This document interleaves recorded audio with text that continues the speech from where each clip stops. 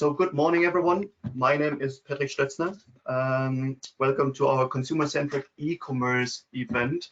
We're today looking at trends, challenges, and solutions from Germany and Ireland. I'm working for Enterprise Ireland. Enterprise Ireland is the Irish national government body looking to support trade, international trade, and bilateral relationships. It is my pleasure that we have really nice speakers today who could give insights from an Irish and also from a German perspective. And we hope to have good discussions as well. Before I get into the interesting part of today's agenda, and this is, I guess, everyone else speaking than myself, I want to do a little bit of housekeeping for us. So first things first, so if you have questions, there is a chat box you can use, and please feel free to use this, and we will have a look at the chat box and ask these questions when possible after each sessions. If we don't have the time, because we have a very tight agenda, we will refer these questions to the different speakers and would come back to you afterwards. And there is also the options, and that is part 2 of the housekeeping. We have the B2Match platform, which is our networking platform, where you can also directly chat with every participant and also with the speakers of this event. So you just click on the profile of the attendee, and there you see the first thing is the chat, and the second thing is request a meeting. Request a meeting is an option which we keep open until end of business on Monday. And this is something where if you haven't opted in yet, you can opt in your own profile, click on I am available at specific times, and this is where you can choose yourself and offer meeting time slots. You don't have to do these meeting things. I think it is a very nice solution to make the most out of an event like this, where we have some really good experts in it, but you can also just chat. So without further ado, it is our honor and pleasure that the ambassador to Germany, Dr. Nicholas O'Brien, is with us. And Ambassador, if I may give the word to you for the opening address. Great, thank you very much indeed, Patrick, and I hope you can hear me okay. We can indeed. Great, great. So firstly, just good morning to everyone. I'm delighted that you can join us this morning, and I know there's a lot of pressure on our time, so it's wonderful to have such a great audience here this morning, and hopefully you'll gain a lot out of this and see what's on offer. To the members of the Irish business community, I say Kate Mila Fáilte, and to the members of the German community, I say Herr Willkommen. And a big thank you to our guest speakers for sharing their experience this morning. Excuse me. Before I begin, I'd just like to thank Patrick Stötzner, the head of the Enterprise Ireland office in Munich, Cathy O'Shea and Sarah Noonan for organising today's event. And we're missing Jane Green, who always makes a great contribution to events such as this. Just in terms of today's event, it's a great opportunity to open the event when you think about the focus of it. It's consumer-centric e-commerce. Trends, challenges and solutions from Germany and Ireland, organised by Enterprise Ireland. And if you think about it nowadays, you know, like even people like me who never did online shopping, all of a sudden, you know, this whole e-commerce has taken on a whole different meaning, I think, for everybody in our lives. Excuse me. This whole future e-commerce will play a pivotal role in Ireland's future. And if you think back to the transition we've come across, it's almost 60 years since Enterprise Ireland and its preceding organisations committed to Germany, firstly with an office in Dusseldorf, and since 2019 with an office in Munich. So we're here for the long game. Today, we're joined by 7 innovative Irish companies, which underlines our keen interest in the German market and the importance of this growing sector to Ireland. Also delighted to be joined by deeply knowledgeable speakers and experts in e-commerce from German companies. And thank you to Peter Hartmann and Kelly Bennett joining us from Henkel, Renee Walker from Johnson & Johnson, and Sebastian McClintock from Delivery Hero. We look forward to a lively discussion and engagement from all our speakers, and not only deepening our knowledge within the area of e-commerce, but also creating and deepening ties and links between German and Irish companies. And ultimately, that's what the real benefit of this is. Excuse me. So today's strong turnout is a confirmation of the ties and the importance of the Irish-German business relationship, which already exists. And just to say that our commitment to the EU, as we navigate the impact of COVID and the challenges presented by Brexit to Irish enterprises, they've highlighted for us the need to promote market diversification even more. And while the UK will remain an important market for us, higher growth in export markets, particularly continental Europe, will play a key role as we go forward. And if you look at Germany, the largest country in Europe, the largest country in the single market, and you know, it offers immense opportunities to both countries.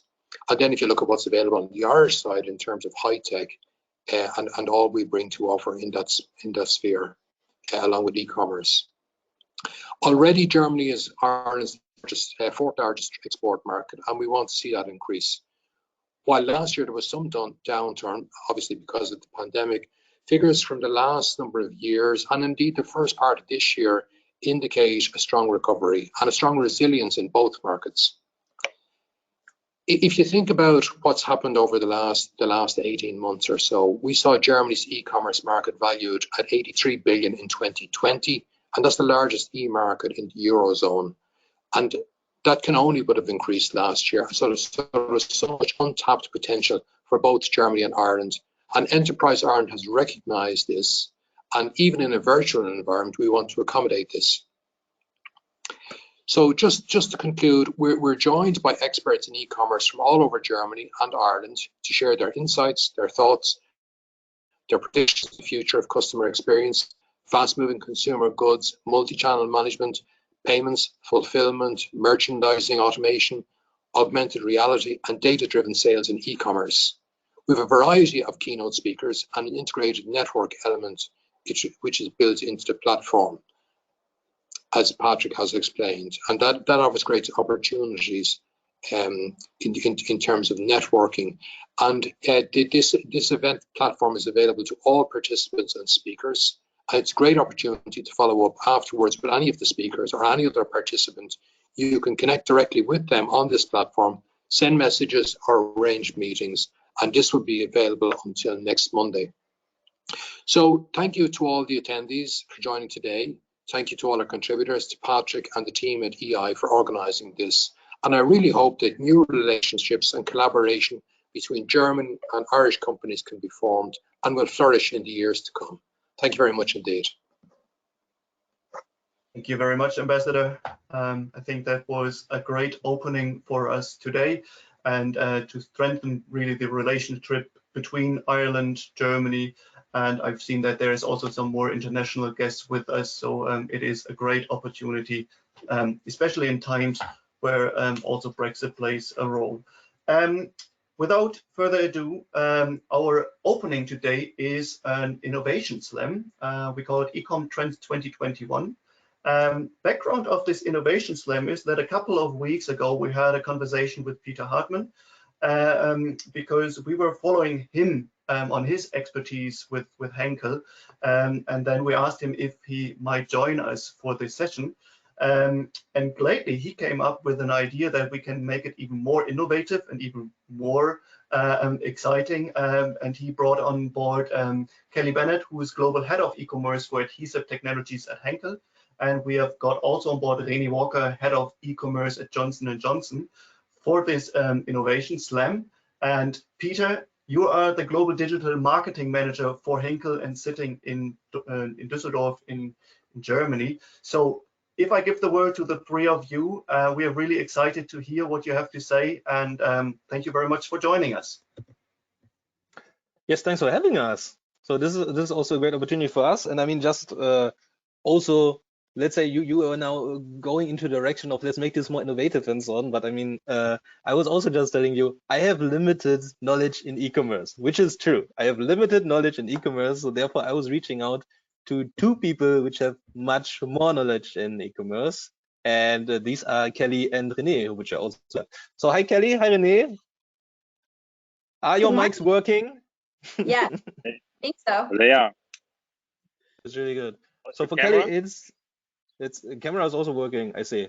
Yes, For Kelly, I mean, it's now 5 in the morning, right? In the US, it is. I believe. It's early. It's early. How do you feel at this time? Good. I have a nice coffee. I'm ready. It's really good. On the other side, René is currently in Croatia, doing on his That's true. vacation, actually joining us.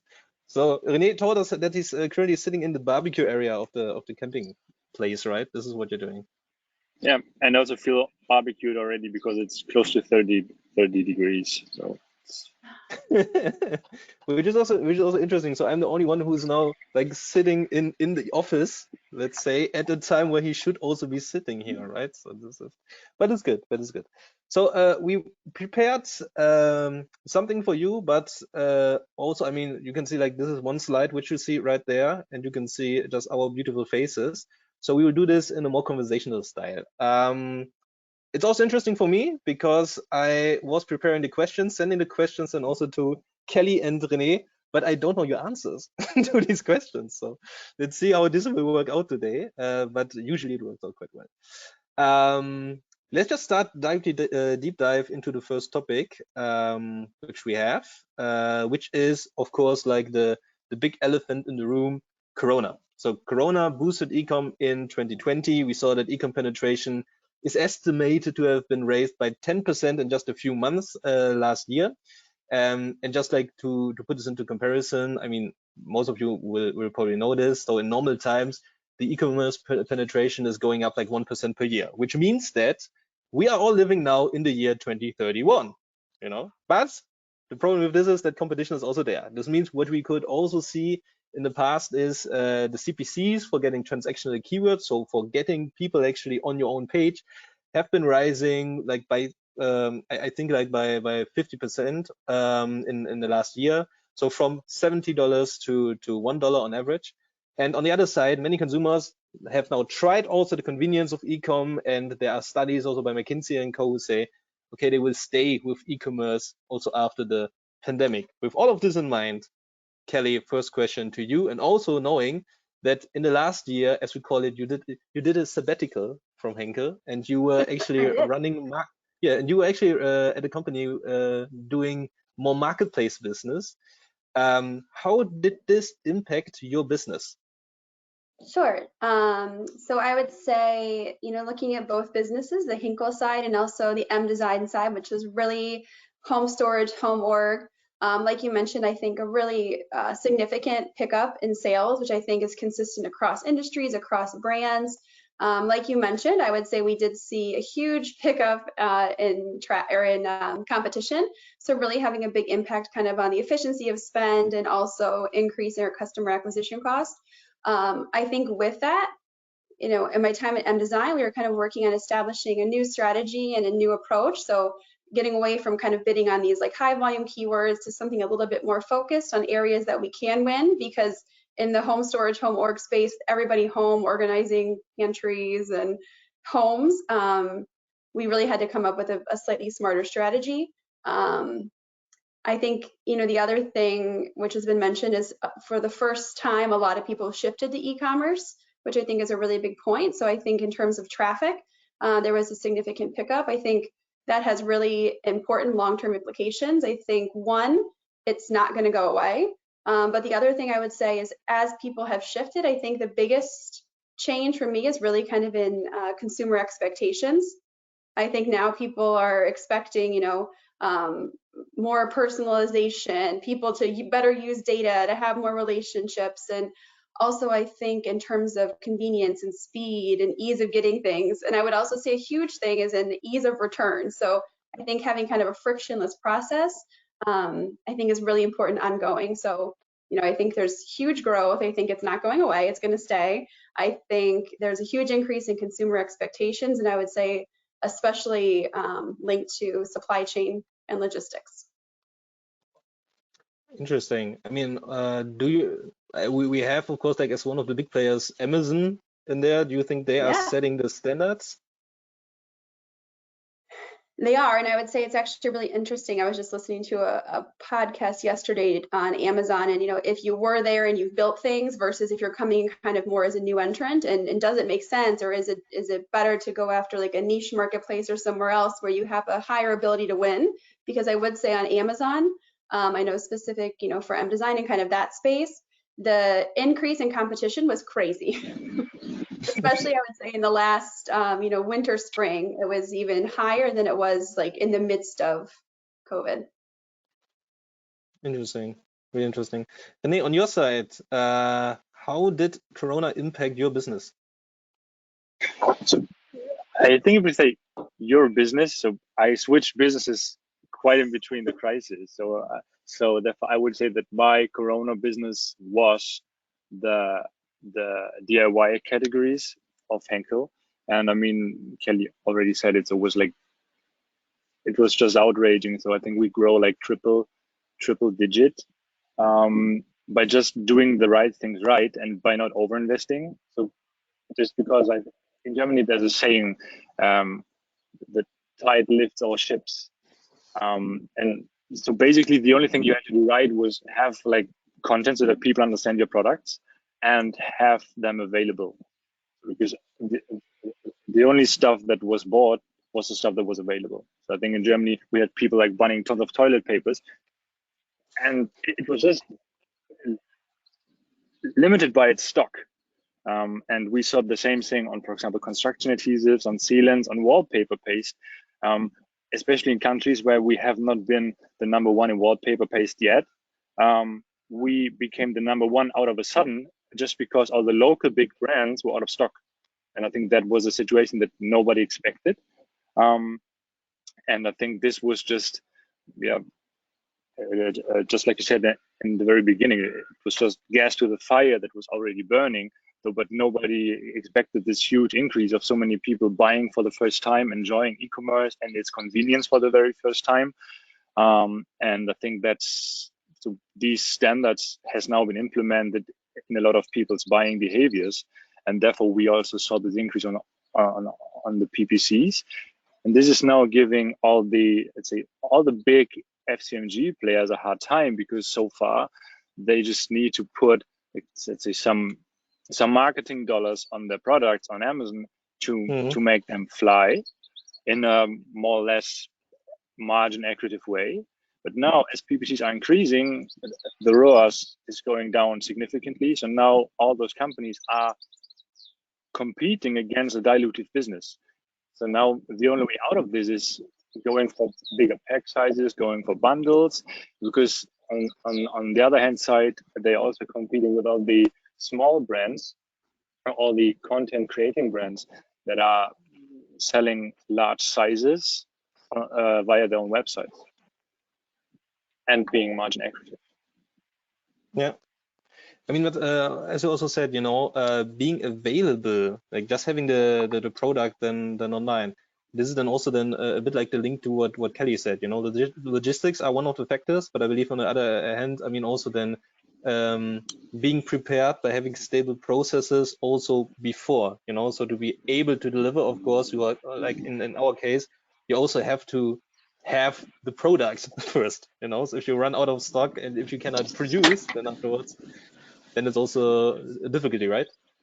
Yeah, I think being out of stock is probably the worst thing that can happen to you, especially in the GAFA times, because when you made all your way up the ladder and invested a lot of money and time to go to page 1, and then you're out of stock, that's just the worst thing that can happen to a brand.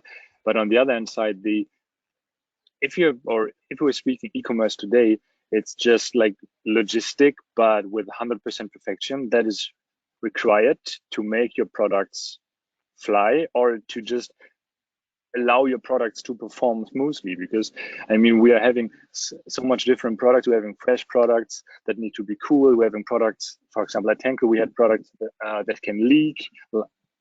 All those detergents, for example, products that heavy, maybe if we speak about DIY products, and all these needs to be integrated into a strategy when you think about how to make my products fly. Because if you don't take that into consideration, you might end up with the logistic costs being extremely high, or even killing your profitability. And that's, I think, yeah, knowing your products logistic fit. Renee had something that was a super good point, I think.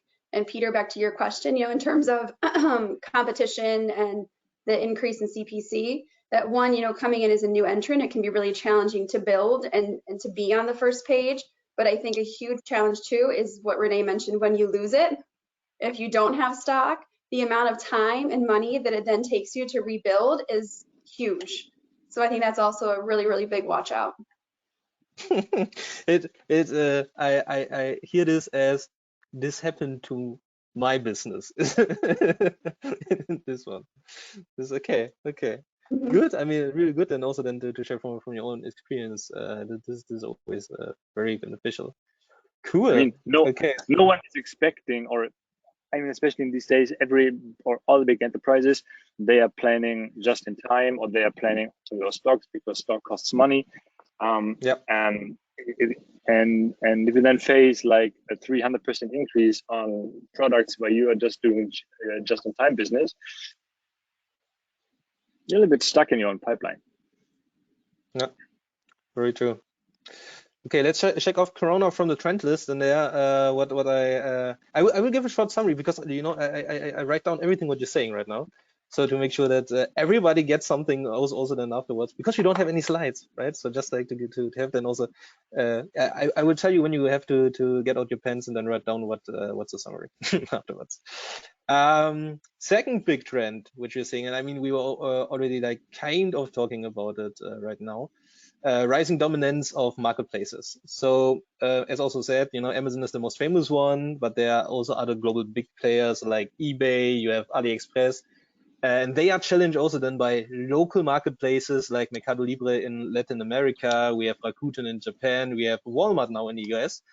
And there are also then different strategies to cope with that, so selling from your own page, but then you have to pay for the traffic, for example, or going onto a big marketplace, but then you are of course at the risk of losing the customer, so to that marketplace.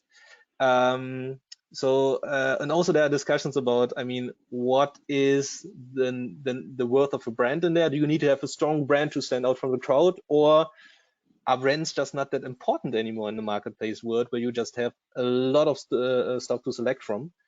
With all of this, Kelly, how did you respond to this marketplace challenge? That's a big question. Okay, so I would say, first from the marketplace side, I think it feels to me like everyone is now launching a marketplace. There's Walmart, but even I can speak specific to the US market being here, every retail player, I feel like, is now doing a marketplace.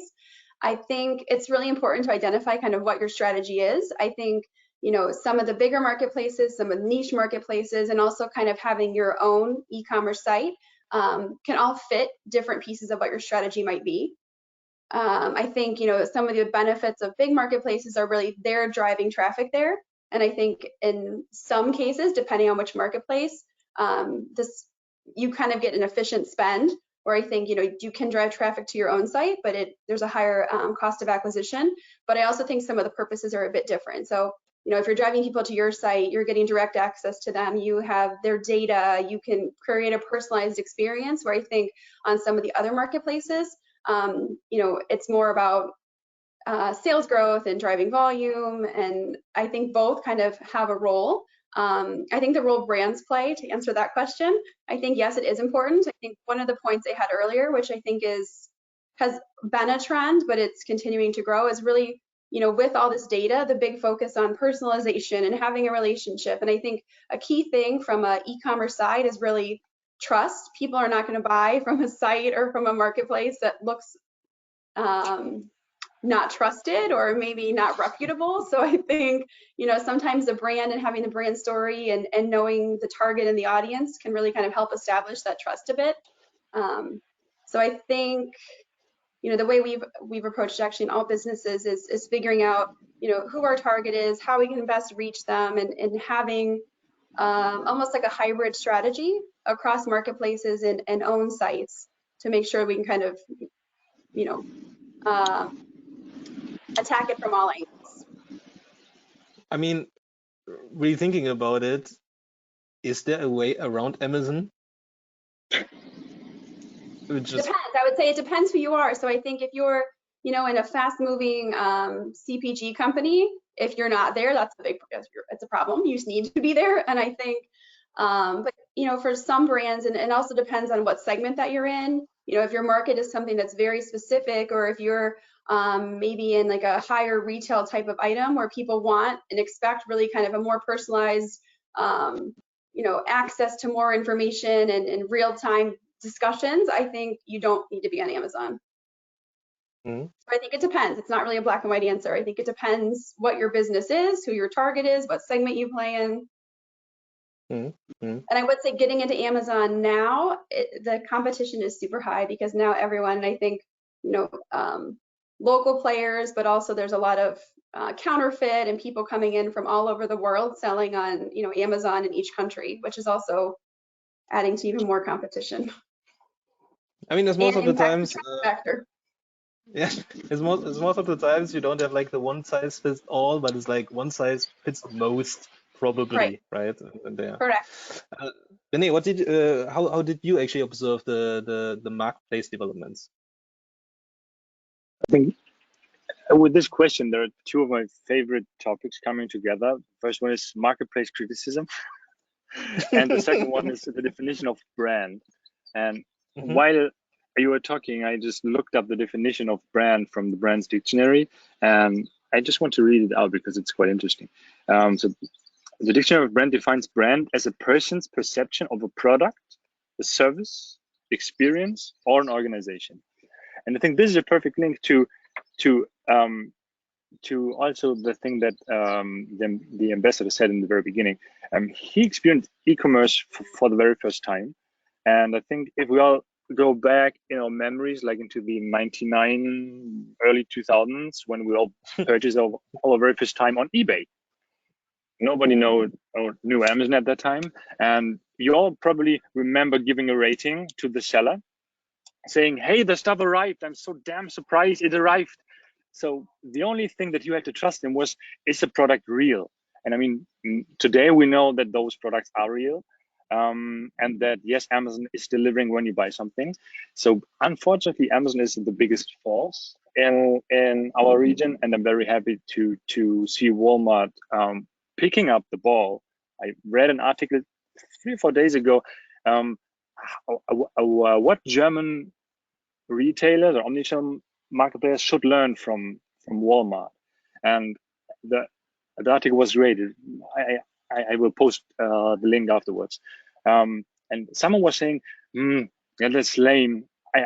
I mean, speaking football language, it's minute 89 now, so it's only 1 minute to go. And I commented, and I don't like commenting usually, said, unfortunately, the e-commerce game is not 90 minutes long. It's endless. So even if they picked it up very late, they still have the chance to beat Amazon. And I think everybody has the chance to beat Amazon. And today, I think Amazon is being confronted on many sides, or is being attacked on many sides by small players. In Germany, for example, if you think at notebooksbilliger.de, selling laptops or in a very profitable way. We have Rose bikes probably owning the category of high-class bikes. We have Snox, for example, being a big or a reasonable player now in the socks category, which is a category nobody would have thought about. But I think they now have like 50 employees. So there is still a chance to grow beside Amazon, or to take business away from Amazon, if you are doing a very, very great job in customer service. If you really build your brand, and if you really build trust, and if you really be the personal brand that people expect today. Because I think if we buy something that we just don't have our hearts attached to, like, I don't know, like a bread, probably, maybe we're bread lovers in here, I don't know. But probably you have really passionate bike riders, or people that are really passionate about fashion, and then the more love you're giving to your brand, the better it is going to perform, because then people are going to trust you and your brand, and then they don't look on Amazon for the bestseller or for the Amazon choice badge. So what they look for you and for your page. Yeah. Benny, you are German, so you should love bread. This is what I want to tell you. I do. So I see we only have 2 minutes left, so let's maybe then finish off with the with my most creative question, which I put in, which is, so let's gaze into the crystal ball. So how will e-com develop in the upcoming years? We see a lot of acquisitions, experiments from Amazon. We see GAFA in the US, we see BadX in China, we see social networks trying to establish social selling, last mile delivery services, like all of these trends. But what will really make an impact? So just in 1 minute, Kelly, what do you think will make an impact? What are you preparing yourself for? I think e-commerce will continue to get stronger. I think from a B2C side, also from a B2B side. I think the point you just made a second ago, I think social commerce will be something to watch out for. I think the biggest thing, and I wrote down is one word, I don't know if you can see it, but it's data. I think data is a huge thing. I think, more D2C, and I also think a really important thing is going to be kind of a value exchange. So consumers aren't just going to want to give you their data, they want something, a discount, something. So I think that's actually a super huge critical point. And the other piece that I mentioned earlier is I think a shift in logistics. I think people are doing things to become faster. I just saw UPS in the US is looking at doing same day delivery now, which they'd never considered before. So social commerce, logistics, data. Really good. Benny. So for me, coming back to the football example, I think that we will see a lot of retailers picking up. So I expect all the Aldis, Lidls, so the whole Schwarzgruppe, Rewe, Edeka, whomever, to invest and to build up more capabilities in the e-commerce channel. I don't want to say, probably, and to steal with pride from what Walmart is establishing. And on the other hand, I also definitely see the content creator scene, content creator as the next big channel to also grow up here in Europe, which is also quite big in China yet. But I expect it also to grow in Germany. So the big content creators are turning themselves into a sales channel or into an information channel. Nice. And build brands. Cool. So thanks, Kelly. Thanks, Renee. And I think Patrick just wants to dive in. No, that was a lively conversation and so many insights. So thank you very much. And it seems like it was dominated by Germans because we ended on time, which I could have asked for. So that is amazing. No, thank you very much. So what I take away from it is, like, firstly, we all have to be prepared. All the efforts we do and then not being able to deliver in the end is the worst we can do. And I think this is something which is really translating from the old commerce, if you want to say so, to the now online form. So it's like all the marketing we did in the old times, and then not being able to deliver is the worst we could do. So I think that is definitely a truth to it. I really enjoyed the marketplace discussions, which is also an extremely good leeway into our next session, where we have Ola Power from Luzern on, who is going to navigate with us through the Amazon jungle and to marketplaces. So I couldn't have asked for a better leeway. From the last points, I find really interesting that the data point. I think data is the new gold. I think it is stated often enough. We'll come back to that also later today in our startup corner, where we have, for example, ShopBox working with artificial intelligence on how to use data. And on the content creators, I think there are also some gimmicks in the startup corner later. So thank you very much for joining us. Kelly, again, for getting up that early. And we can even hear the birds, even they're not from your side, but they're from Renee's side. So yeah, they're from Croatia. Thank you for joining us from your holidays. And it is we have one question regarding sustainability. I would forward that later to you, so maybe you can make a connection there with manners. Orla, if I may ask you to join us, and Kelly, Renee, Peter, thank you very much for opening our session today. It was very insightful. Thank you. Thank you. You're welcome. Thank you for having us. Thank you. Patrick. Yeah. Thanks. Thank you. Thank Have a you. great one. Thank you very much.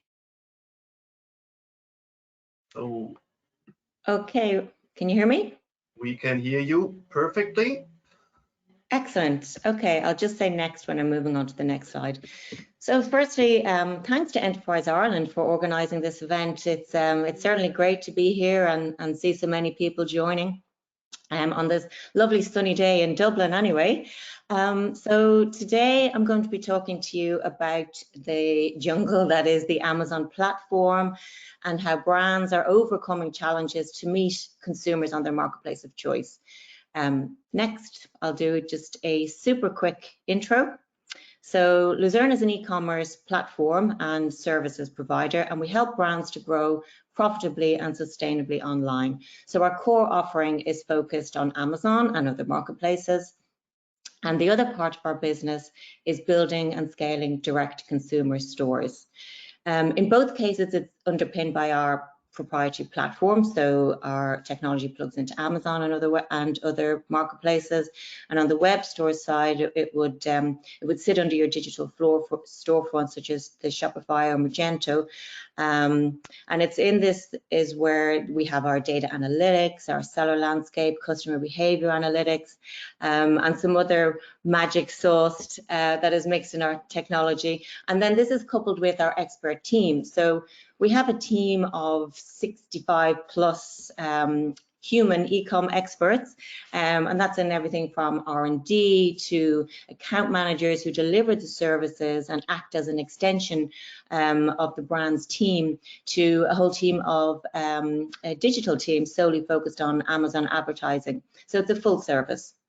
And we do this successfully for brands across the globe, from household coffee brands such as JDE, you'll see there, and that would include like Jacobs, L'Or, Tassimo, Henkel, to major fashion houses such as Fossil Watches, Michael Kors, some of the biggest consumer electronics companies in the world. You see the HTC logo there, to healthcare, iHealth Bayer, and to nutrition brands like Nestle, which I'll actually come to later as it's one of our featured success stories today.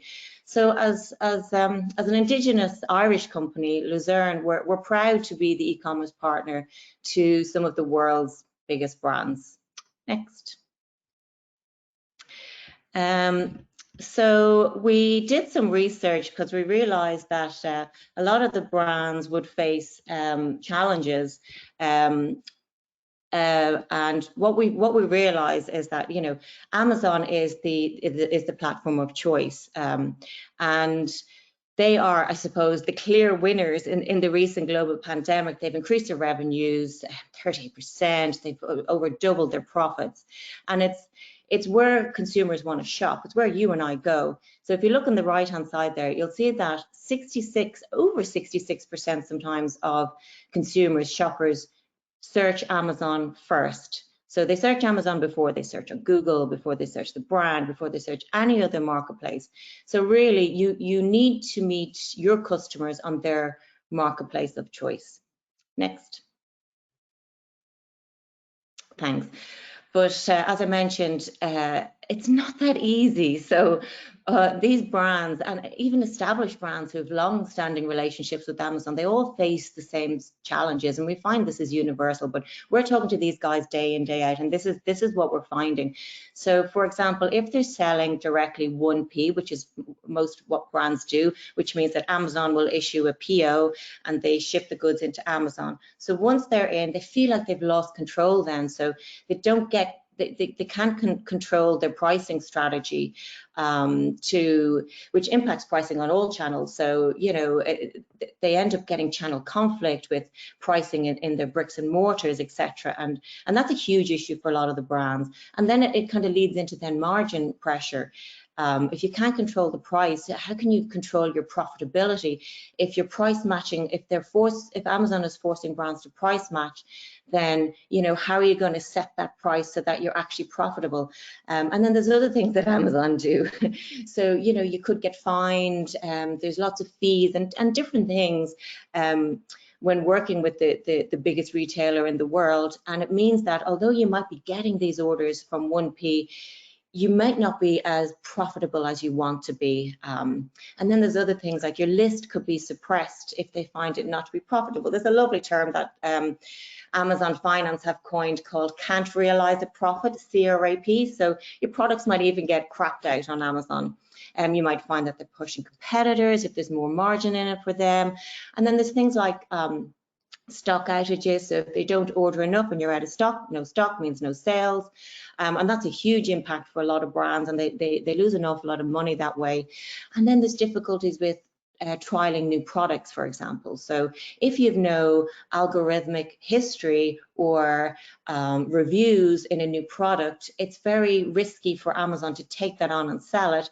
So brands can struggle with that as well. So it's not easy. If you move on to the next slide. So very recently, I wanted to expand, or Luzern wanted to expand and say, are these challenges happening across the board? So we did a survey across Europe of e-commerce decision makers, and specifically targeting chief marketing officers, brand managers, digital transformation managers in big companies with experience working with Amazon. And we did 50 of each across Germany, UK, France, Spain, and Italy, and it's a very recent survey, so it was March 21 of this year. Next slide. And I just pulled out some of the interesting stats, and I pulled out some of the German ones as well, but universally, 86% of e-commerce business decision makers across Europe see that Amazon is crucial to their sales strategy to survive in 2021 and beyond. Next. And if a shopper can't find a brand on Amazon, these brands are saying, well, 71% of these brands are saying that that you know, you need to be there and you're unlikely to survive if you're not being found. So that means you cannot have out of stocks, you cannot be delisted, you cannot have any of these challenges. So it's really important that your strategy is right on Amazon. Next. And just to the German stats, 78% agree of German e-commerce business decision makers agree that brands and retailers, they're unlikely to survive if customers can't find their products on Amazon in 2021 and beyond. Next. And these are the other top 5 challenges ranked. So gaining control, setting a competitive pricing strategy that sustains profitability, navigating the constant changing landscape, which I think we all have felt in the last year and a half, pricing products competitively, and then advertising products effectively to reach target customers on Amazon. And that's a really big trend at the moment. Next slide. And a whopping 51%, more than half of people we surveyed of you know, senior e-com people in our industry agree that navigating Amazon feels more difficult than navigating the Amazon jungle. Next slide. However, with all that said, we're planning to do more. Brands are planning to do more. It's not going to go away. So 8 out of 10 agree they need to adopt a more global approach. And that's an important strategy for them. So over 60% of decision makers expect the budget to increase for adding new Amazon marketplaces. And then there's a ton of money going into Amazon advertising and demand side platform, which was programmatic advertising, which I mentioned is key at the moment. And that's, you know, and also to improve content and listings, which is vital. Next slide. So what can brands do to reach their consumers on their marketplace of choice? So I mentioned about 1P and 3P. So a blatant plug here for Luzern. We are a 3P supplier. So when brands are ordering from Amazon on 1P, that's when the PO comes in. 3P is a third-party provider, which is us. And if you're working with a 3P provider, it means that you can have a blended, a hybrid 1P strategy, which means, you know, we do not compete with your 1P strategy. It complements your 1P strategy. And as a third party provider, we can then gain more control. A third party can gain more control over your assortment strategy, over your catalog, over your pricing to ensure consistency, to avoid that margin pressure. We can look at then, 3Ps can look at, you know, new products and new ranges, and we can test and learn those.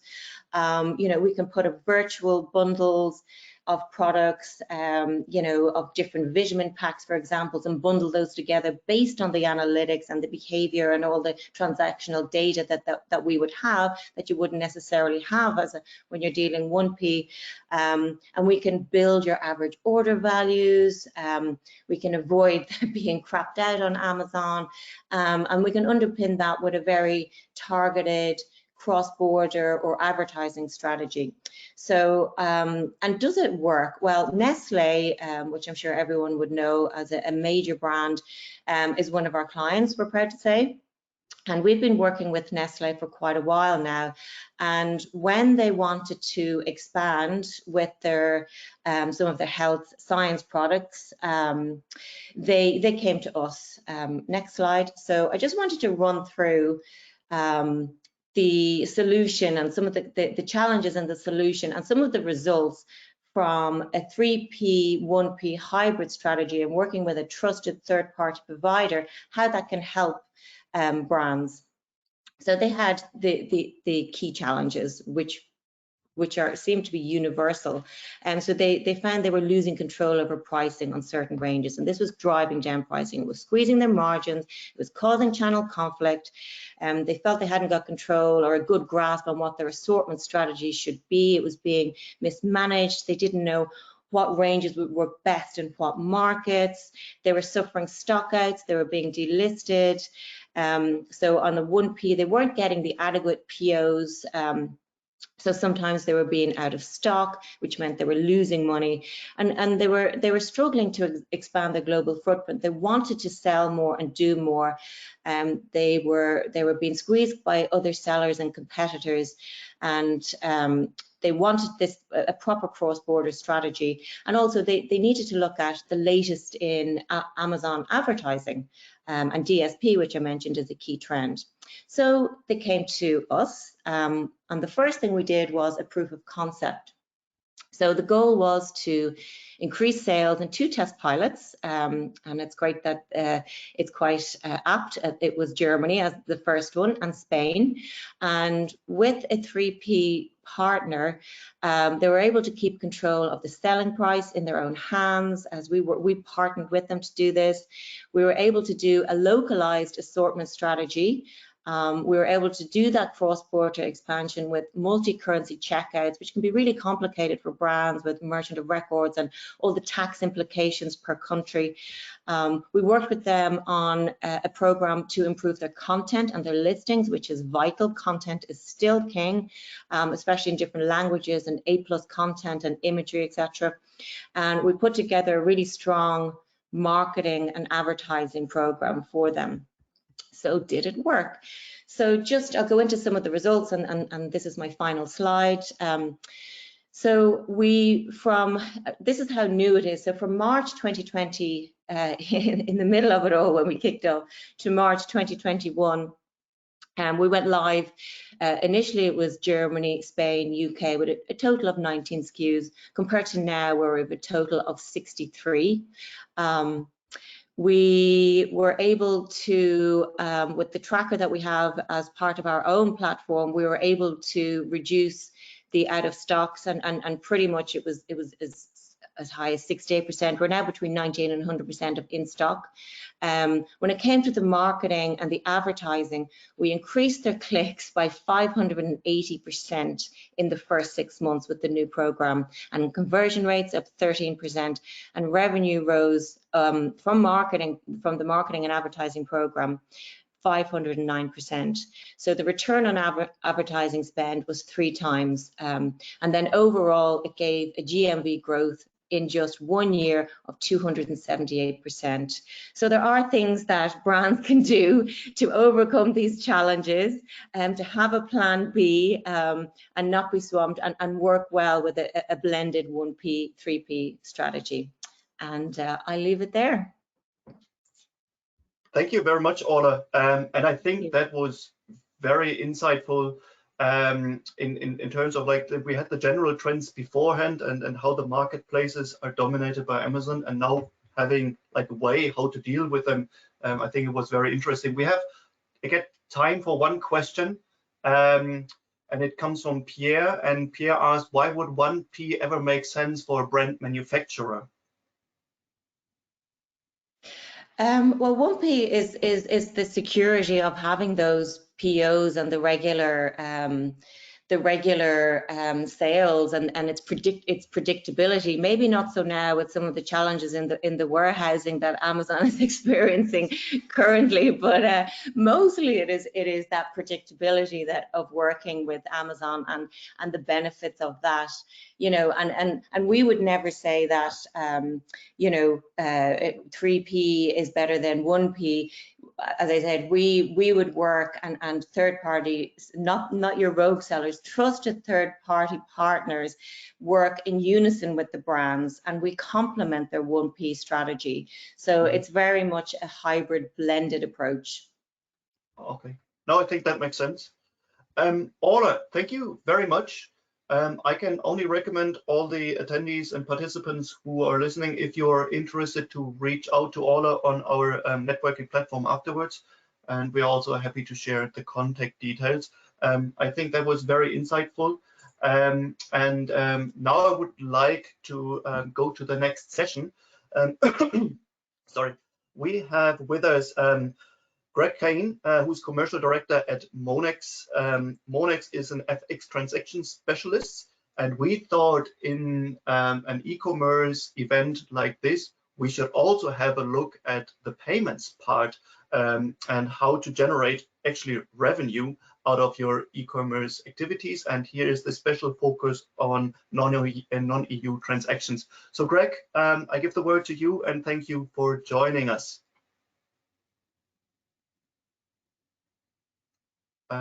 Greg, we can't hear you. Give me a second. Yeah, now we can.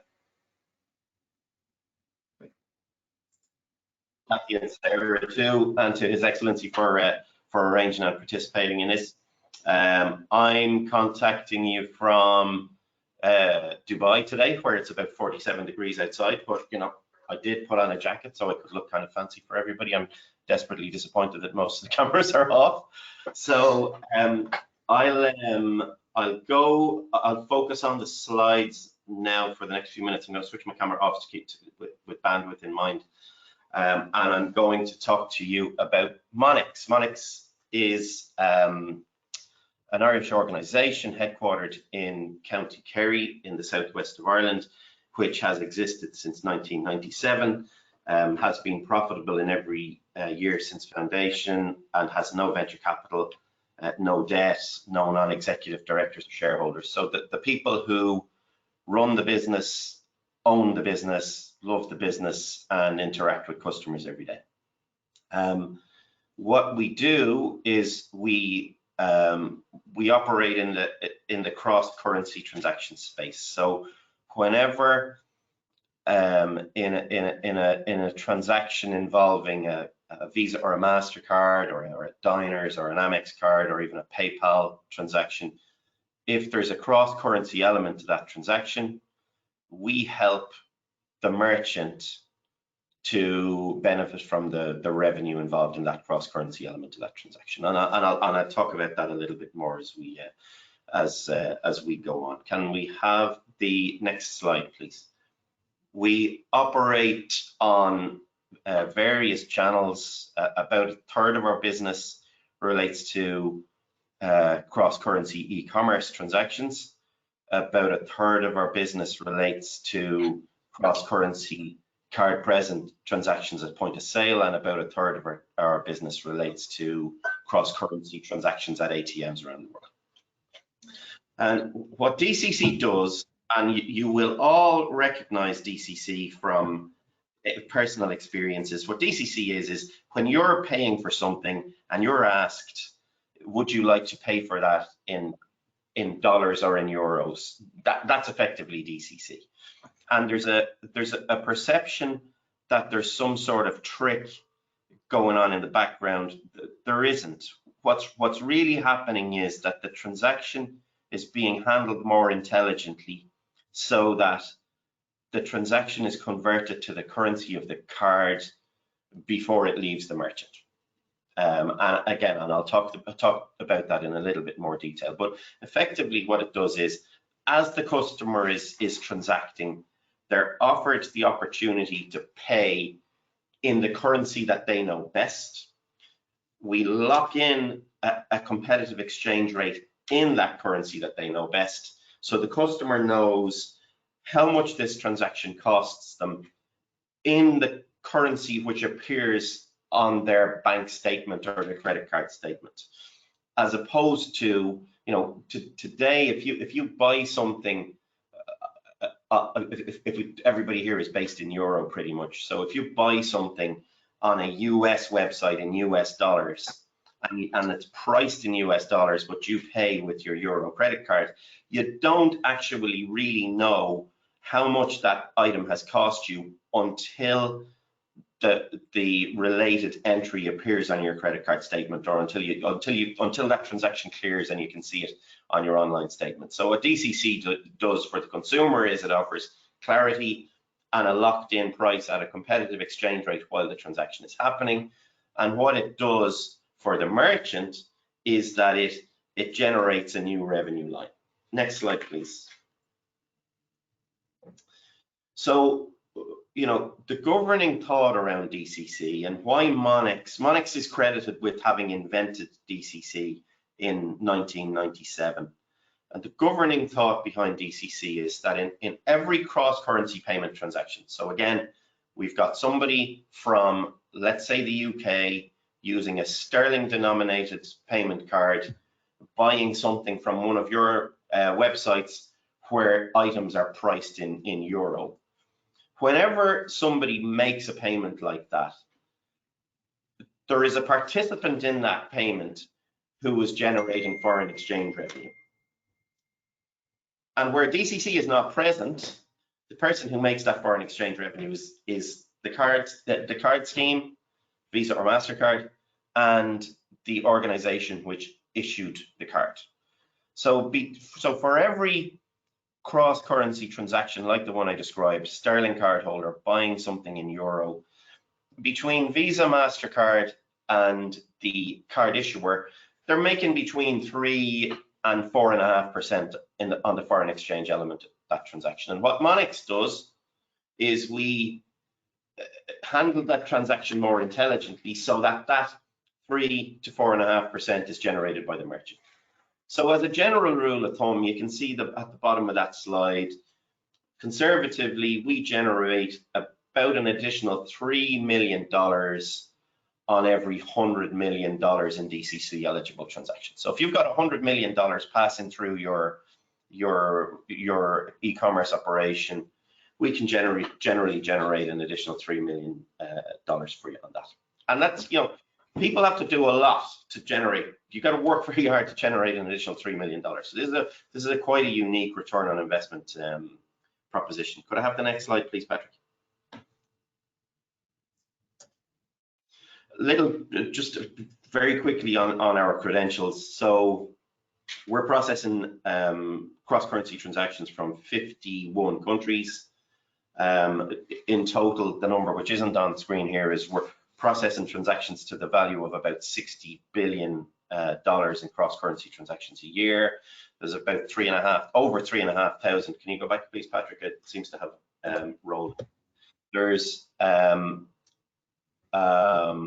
3,500 hotels using our services globally, over 70,000 ATMs worldwide. To put that in context, there's something approaching 4,000 ATMs in Ireland. So we're operating on about, not far off, 20 Ireland's worth of ATMs. 600,000 card present point of sale devices around the world, and we're processing about over 200 million e-commerce transactions globally. This gives you an idea of some of our, I'd probably call them our more boring customers. So top left-hand corner, we work with Nordea, which is the biggest banking group in Scandinavia.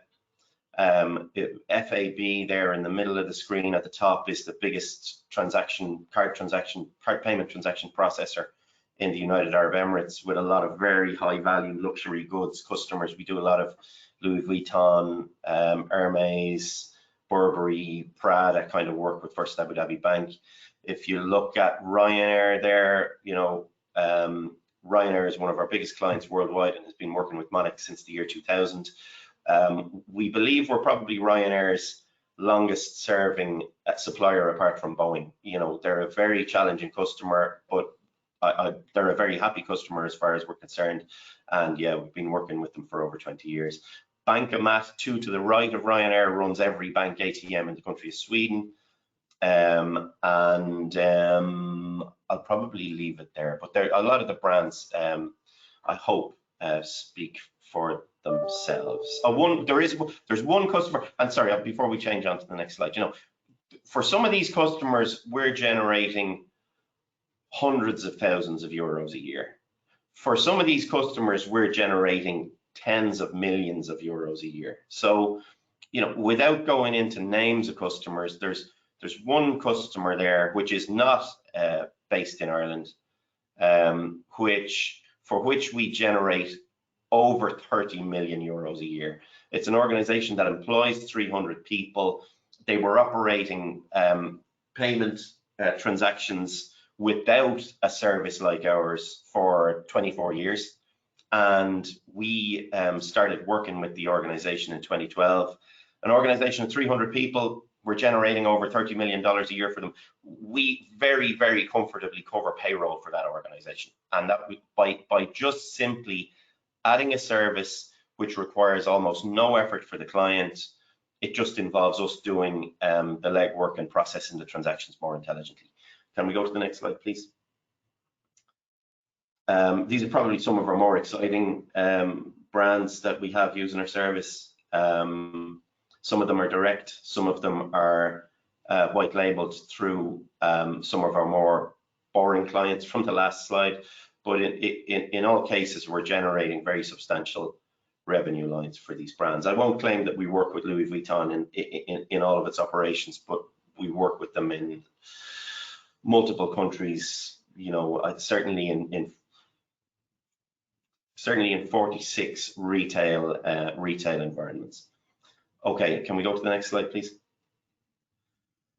So how it works in real terms, and there are, you know, Monex is one of kind of 4 key DCC providers worldwide, I suppose. So and we all operate in more or less the same way. So when a transaction is taking place, your authorization system or your payment page sends us a request to say, Monex, I'm selling this person an item which is priced at X euros, and this person has just presented this card number to me.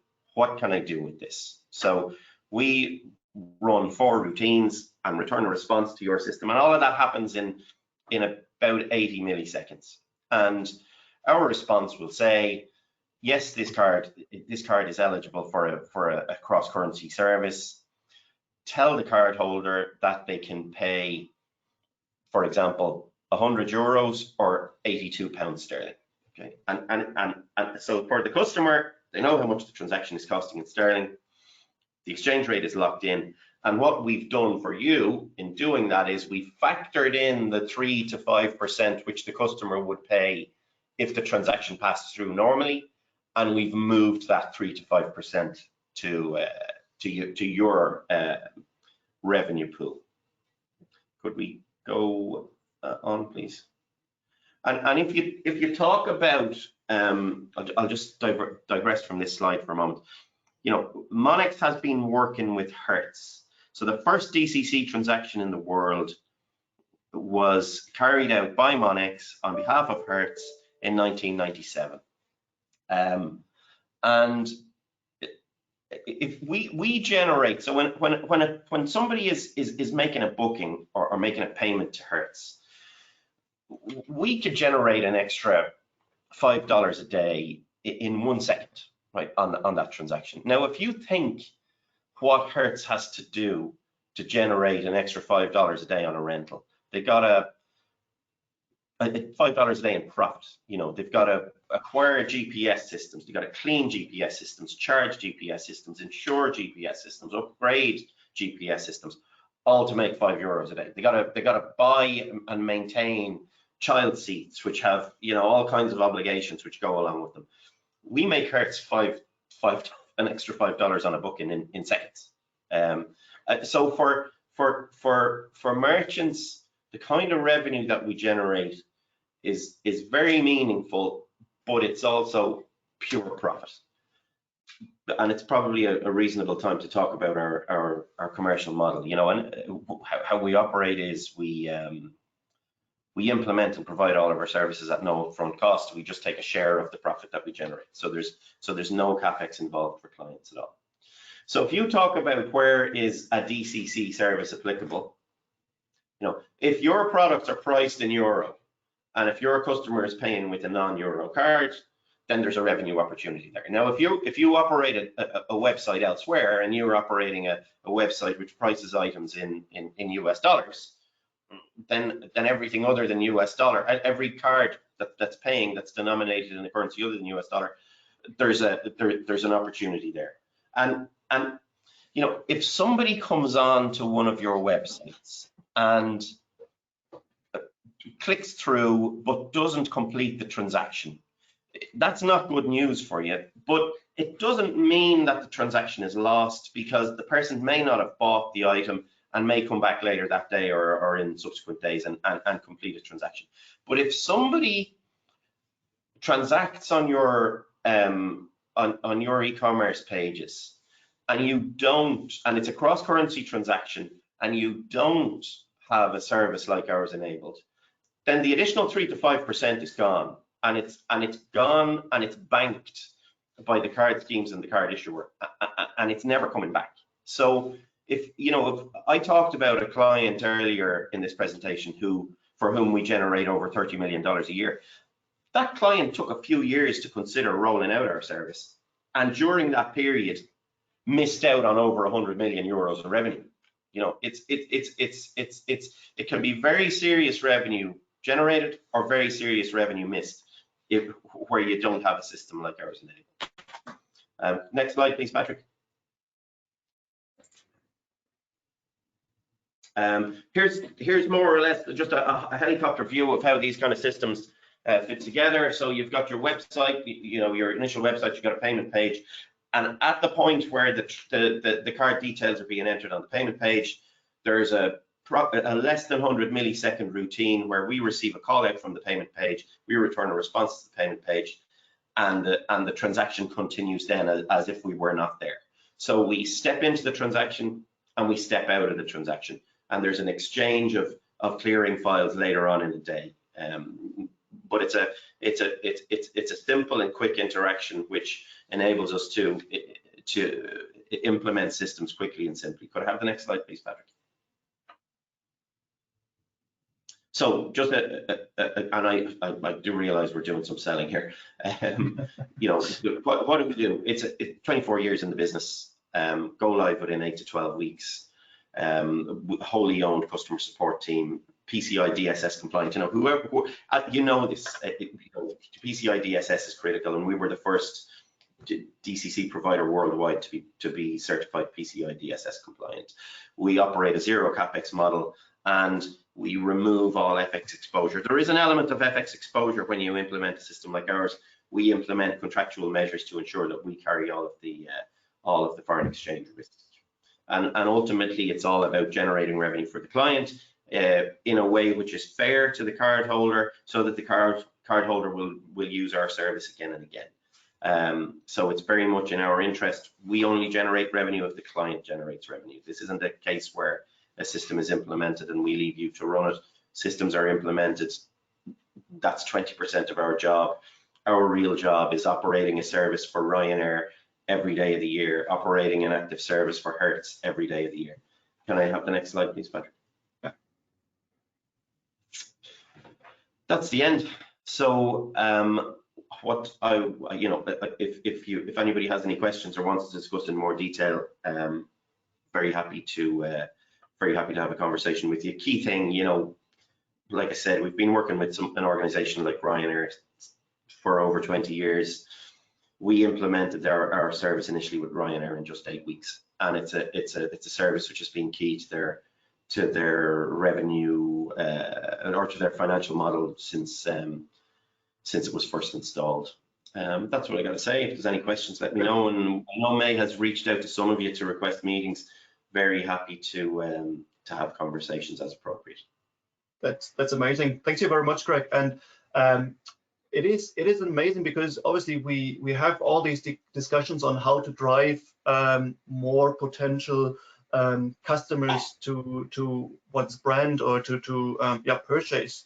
And in the end, there is so often a discussion about pricing, and here is a real revenue driver with effect which even the customer in the end doesn't know that there is more revenue for the brand in itself. So thank you very much. I think that was very interesting and an important topic because we are running a little bit behind in time.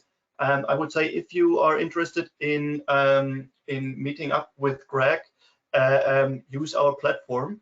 And I would quickly go over to Niamh Keogh, who is Senior Product Manager at Scurri. In our opening discussion in our Innovation Slam, I think it was Renee talking about the importance of being prepared and having everything on stock, but also you need the stock to be delivered. And I guess that is something where Niamh can give us a little bit of insight how Scurri is dealing in that place. So very welcome, and the stage is yours, Niamh.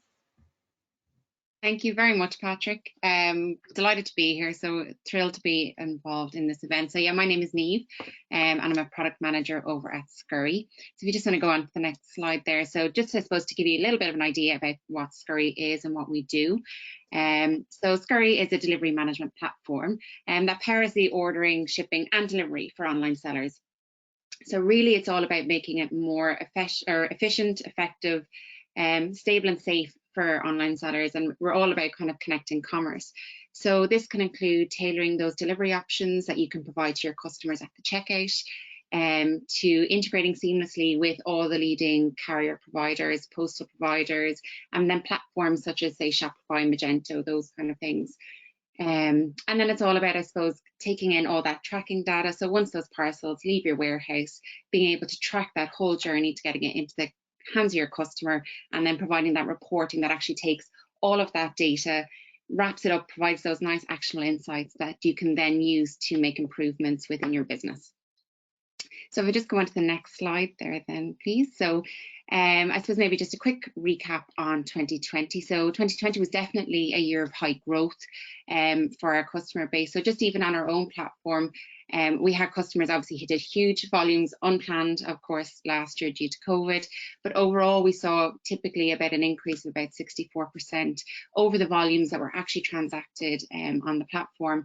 And actually, even more surprisingly, what we noticed was actually the value of the goods that we processed actually doubled. So not only are we seeing an increase in the volumes of the amount of online orders that are coming through, but actually the average basket size is also increasing. So really, I suppose it strengthens that we're in a good industry and there's huge potential there to take on.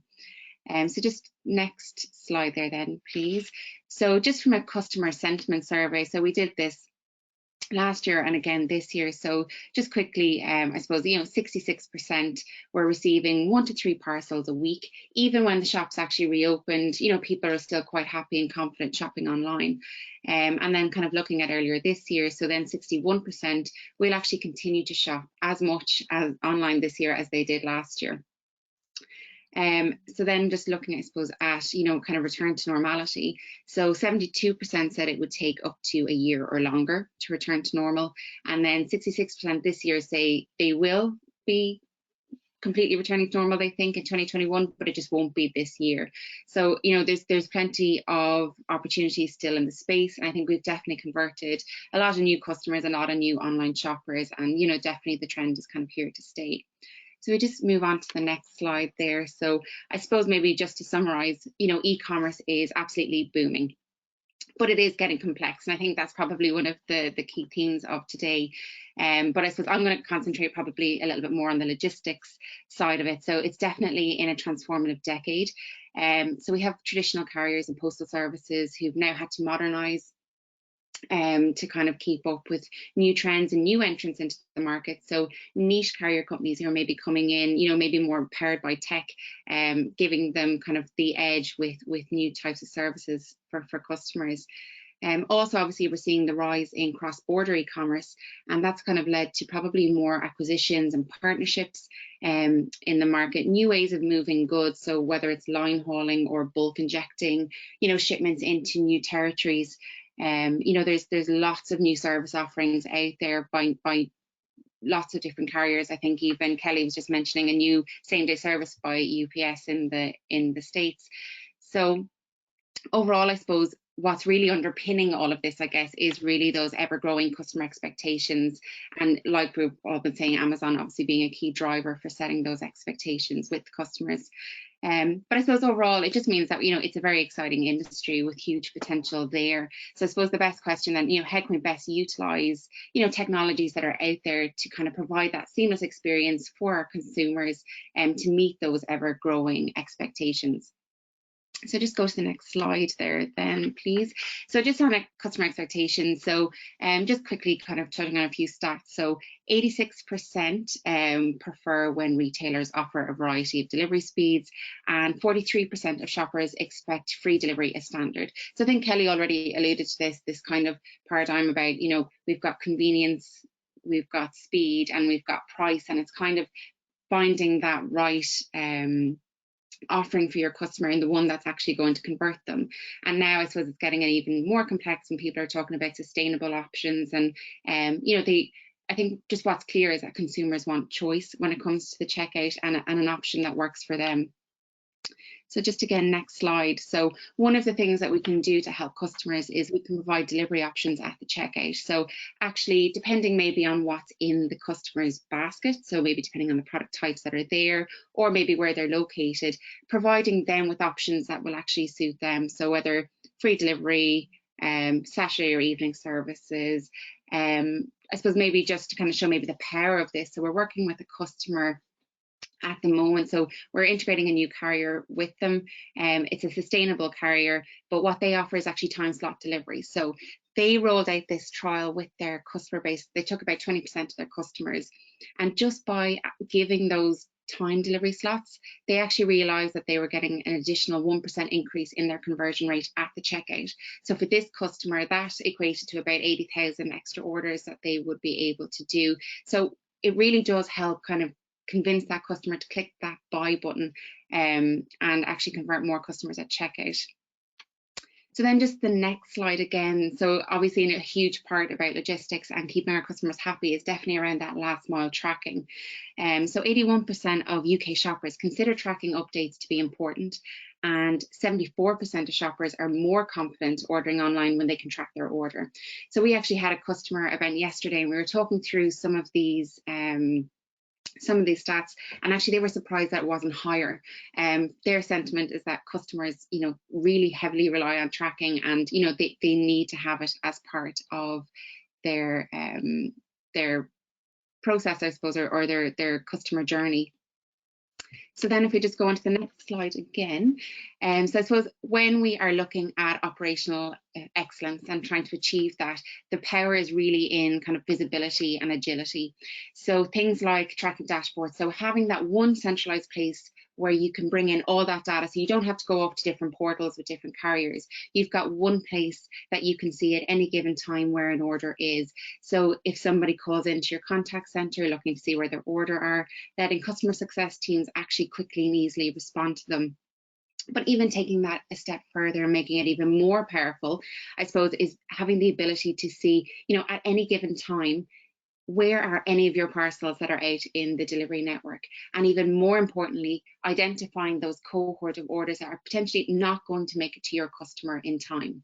So what that then enables you to do is proactively go out, reach out to your customer, you know, give them the heads up and try and offset that disappointment. So whether it's, you know, we've dispatched another order, it's now on its way, or look, unfortunately, your order is going to be late. However, maybe here's a 10% discount off your next order or something like that. But generally just trying to keep ahead of it and kind of keep that experience with your brand as positive as possible, even when things don't necessarily go right. And, you know, obviously it doesn't always go right.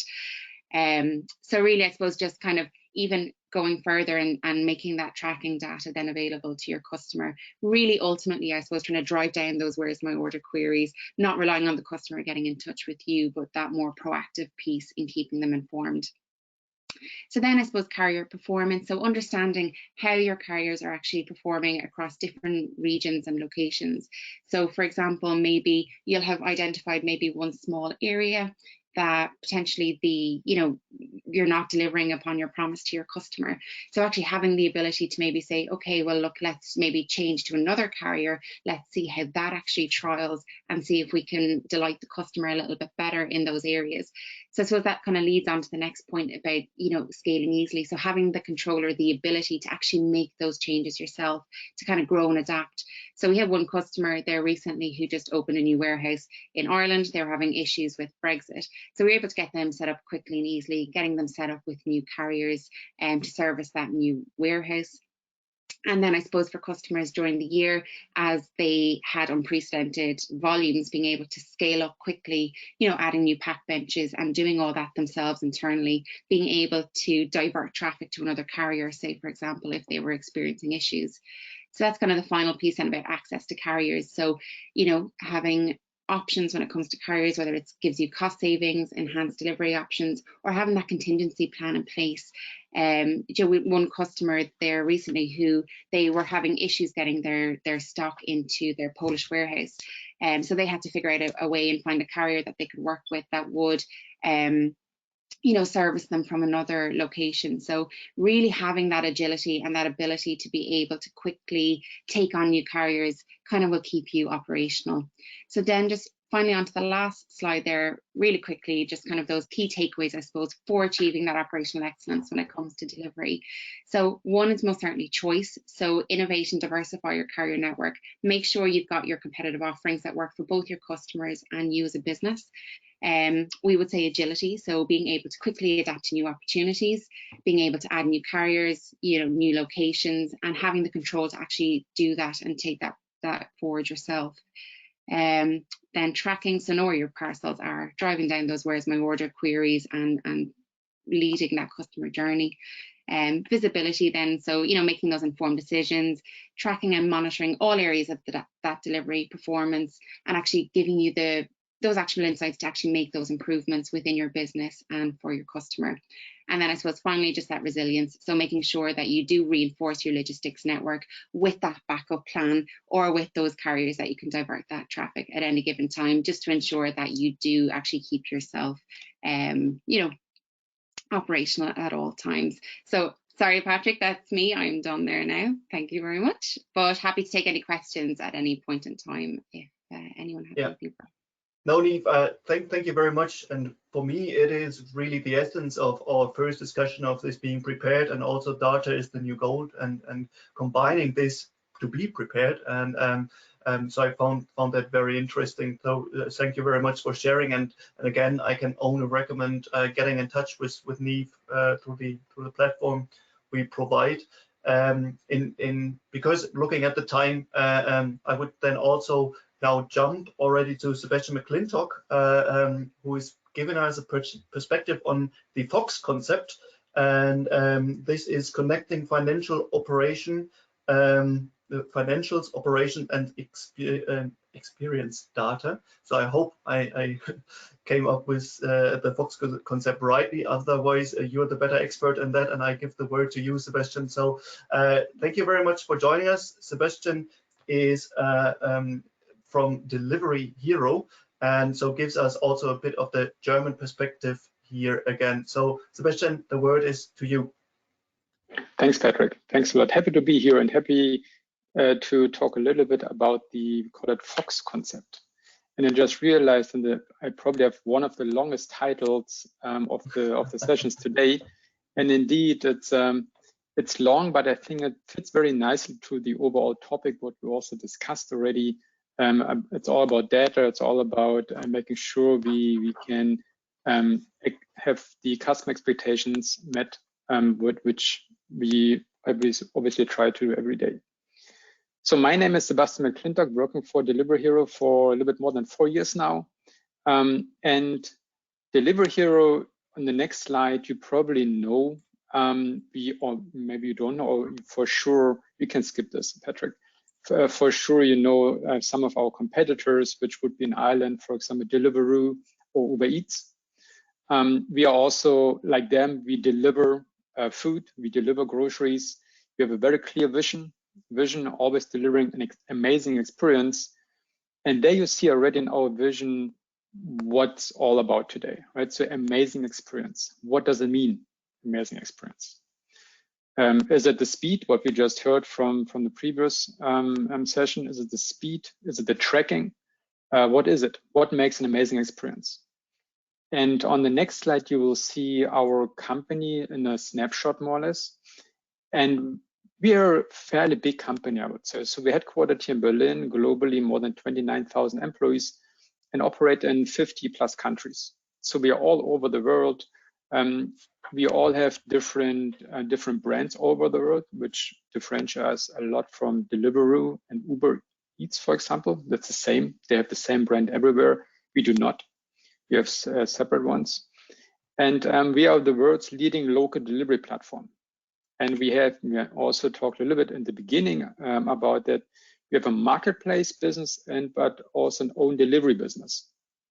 We tremendous growth, similar to what we just heard. Our growth is around 90% year over year for the past 3 years. So we are increasing capacity. We are hiring left and right. We are huge company and getting bigger every day.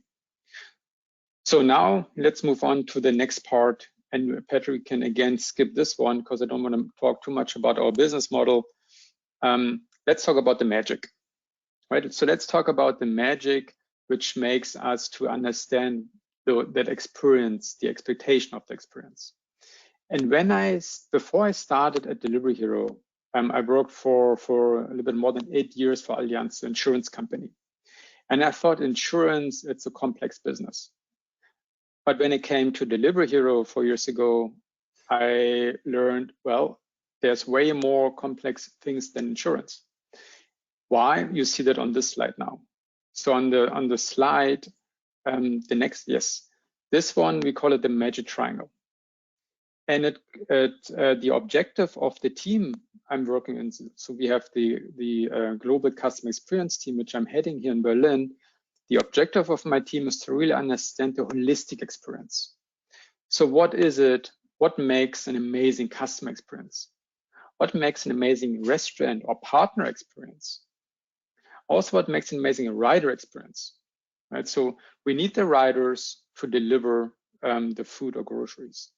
We need the partners or the restaurants to cook or to provide us the goods the customer orders. So it's all in, everything is integrated, everything impacts each other. And as soon as there's one flaw in one of that very, very complex system, everything falls apart, right? Or it needs to be fixed and it costs money, or the customer gets upset. Customer has to get contact center, for example. These are costs for us, right? So we need to understand the holistic experience, what makes it a smooth experience for the customer, an amazing experience for the customer. And also the different stakeholders, they have different objectives, right? So the customer, they just want whatever they order on time, cheap, and ideally fast. The restaurant, they also wanted to have to generate some profits. They want to be fairly treated, similar to the riders. The riders, they would like to have a certain wage or a certain salary or a certain bonus system, right? And they wanted to have also kind of a reliable job.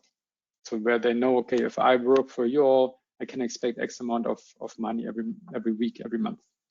So that concept led us to think, okay, what really is it?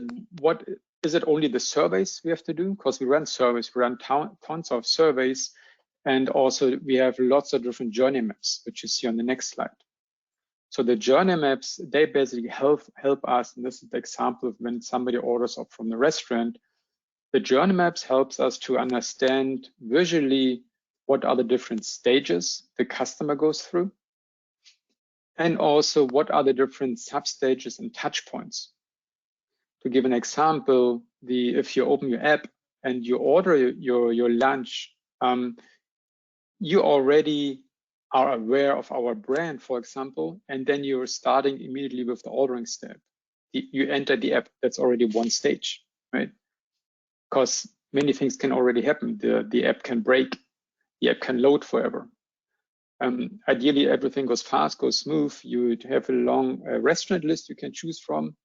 Again, it's another journey stage, right? So the different restaurant lists or menu selection.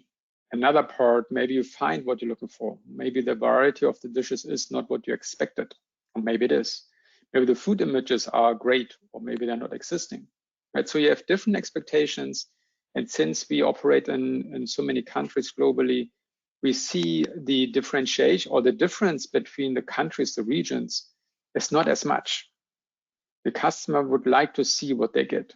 They would like to have a big variety. They want to receive it fast, the food, for example, and they wanted to have a fair price, a certain value for money, right?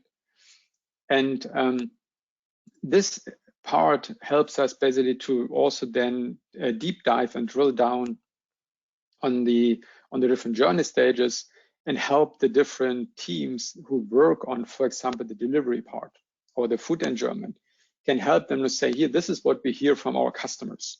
This is what they say. These are the numbers, right? The experience data, we call it. So the ones that we send to the customer, the survey after they order, and ask them, so how was it? How was your experience with us? Right? Please give us some feedback. And then we have certain attributes, certain parameters, and then based on the feedback, we have some analysis conducted, which we then present to the different teams. And we run this every single day. So every single day we run surveys to give you a number, which is probably not much, but at this stage now, we have about 2.5 million responses every single month. Every single month we receive 2.5 million feedbacks from customer, restaurant, and riders, where they tell us what they thought or what they think about ordering from us from our app. So this shows you already we have a vast amount of data. We have a vast amount of opportunities on leveraging that data. On the next slide, there you'll see the challenge that I think many companies have. We have lots of survey feedback, and we asked left and right just to get some feedback, to get some indication what worked well, what didn't work well, where do we need to improve. But very often we also have operational data, right? So very often we have operational data where we know, okay, the customer is willing, or we see on the data, the customer is willing to wait X minutes for the food, or we have the operational data where we can track everything very nicely from the shipping, for example, right? So there's a lot of stuff, and we also have some financial data. We know how much we have to pay our riders, and we know the expenses we have. We know the commission we get from the different restaurants. But can we really connect all that, right? We know a lot about it. We have lots of silos, but really, can we connect it, right? And I give you an example here. Can we really know what does it mean if we decrease our delivery time? What does it mean on the financials? What does it mean on the customer loyalty, the NPS, the KPI we use there? If you bring down our delivery time, what does it mean? Do we have to hire more riders? Because if you have more riders, they can split their work easier, right? Or you can put them in different areas in the city. So what does it really mean? And this is a question I asked myself for the last 3 years probably. To really bringing everything together, we have lots of data, but how can you bring that together? It's a huge undertaking. On the next slide, you'll see the magic triangle or the Fox project itself. It's a magic undertaking to combine. It sounds very easy, but it's very important, very challenging, at least for us, since we are an M&A company as well. It's very challenging to bring together financial data, operational data, and experience data or customer feedback data in one data warehouse. They all have different identifiers. They all have different objectives also, and based on the objectives, you have certain data points, right?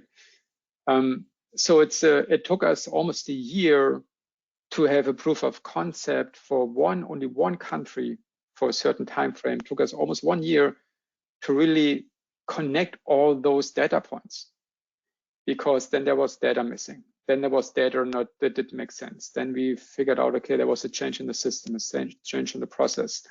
So it really was a very hard part to connect all those different silos, so to say, to make sense out of all, in order to understand the dependencies, to focus on the right things where we know if we change something here, this has the biggest impact on the customer happiness, has the biggest impact on our finances, the biggest impact on the operations.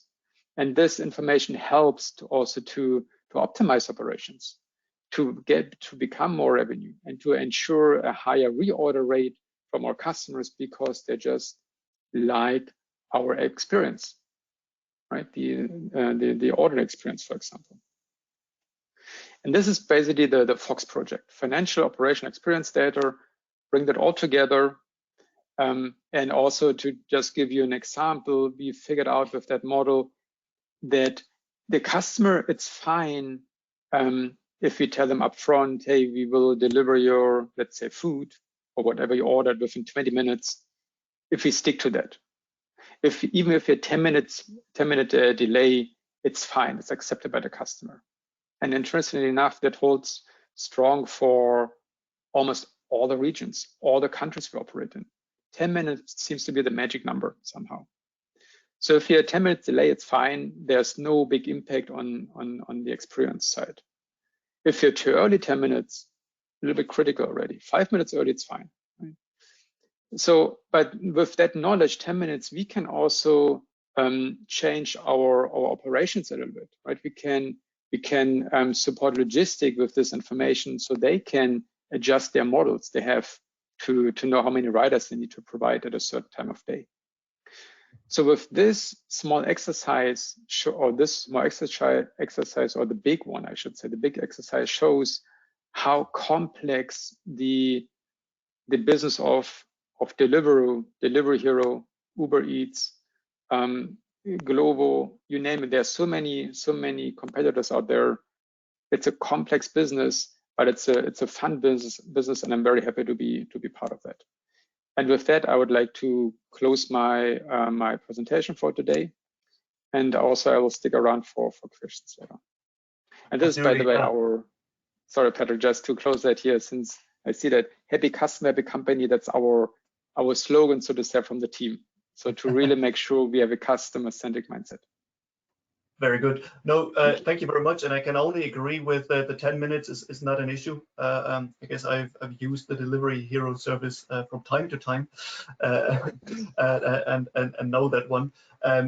Very interesting. And I think the customer experience is really something where in the end it dials down, yeah, because if people we can be as prepared and as we said, and we can use all the data, but if the customer experience, and as you said with the menus or something, if that little thing doesn't work well, then it might even be the case why I won't click on your service.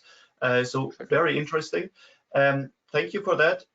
Sebastian, here the same thing. If people want to know more about the Fox concept and what delivery is doing, and I think it could spark some really interesting conversations, I would recommend going on the networking site, use the chat, use the meeting opportunity, and Sebastian is available there as well.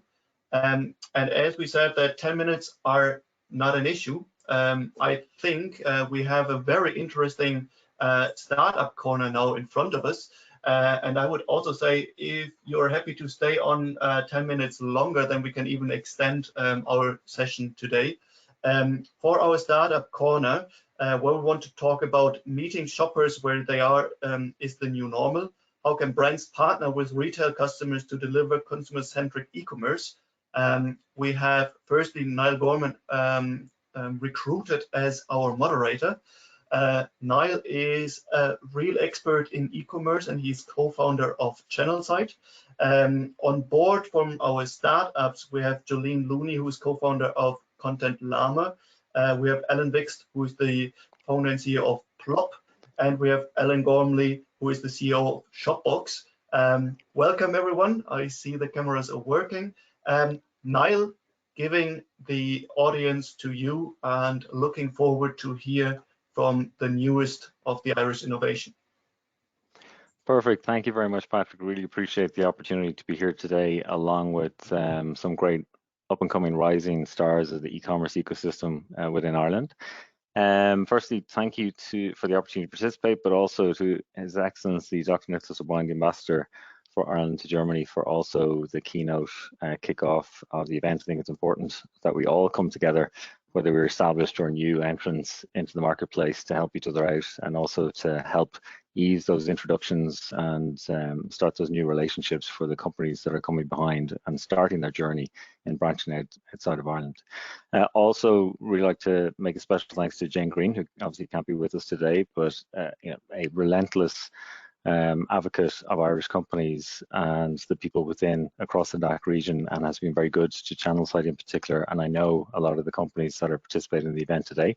Also to Patrick, yourself, Kathy and Sarah for putting this great event together. Really appreciate all the time, energy and dedication that goes into supporting Irish businesses, whether they're new or established. Without further ado, I'd like to kick over to the next slide. Or sorry, this slide actually perfect. And really what we're saying here is the welcome to the new paradigm that the customer is king. Essentially what we're saying here is that the old paradigm was that the brands were king, or the retailers were king, when the retailers took over and were in control of how people were getting access to, introduced to, and experiencing a given brand's products or services. So, you know, it's been a pitch battle over the last 15 years or so between brands and big platforms like Amazon. But really, it's the customer or the consumer who's king at the moment. They can choose how and when they are introduced to, exposed to a brand's products or retailer's products, service, or offering across multiple devices, various channels, and when they're prepared to do that. And as platforms like Apple and others are starting to move away from cookies, and we're moving to a kind of cookieless state, then it becomes more and more challenging, but also creates a greater opportunity for new entrants to come up with new solutions to new problems. And that's, again, another reason why we have a great panel today, which then represents that new class of company which is looking to address this new reality. Next slide, please. So it's all about experiences now. It's not about buying products. Nobody's interested in buying products. Everybody wants to go and experience, travel the world, have fun, meet friends, engage. You know, buying products is passé. Nobody wants to buy products anymore. If you go on to the next slide, Patrick. But actually, you need products to have and enjoy experiences. So whether you're going on a trip, or you're setting up a picnic to catch up with the family, or you're getting ready for sports, or whatever you're doing in your daily personal or work life, you do need things. So whether they are new or They are rediscovered, upcycled, recycled. Ultimately, at some point, people have to buy things. So then they're always looking for opportunities to purchase items that suit their needs and give them a solution, but also is done in a cost-effective way. But it would be, I suppose, tempting to think that it's all about price, especially when it gets to digital and e-commerce, and that there's this big battle and race to the bottom, and it's not about service or quality or relationship, it's all about price. It isn't. So there are people who are very value conscious, and they will always be value conscious, but a lot of people, especially if they're interacting with or buying directly from brands or from the promoted key retail partners, they're also very keen on service. They're keen on speed of delivery. They're keen on quality, that the product arrives in a good state, that there's a great aftercare service, it's easy to return, that they are getting access to and supported by the brand themselves. So a critical components, yes, the pricing and the pricing strategy and the promotional strategy, but also the service, the storytelling, the relationship building, that ongoing conversation. Next slide, please. So success now is about creating lots of great experiences, just like dating. Every interaction can have a positive or negative impact on that relationship between a consumer and a brand, a consumer and a retailer.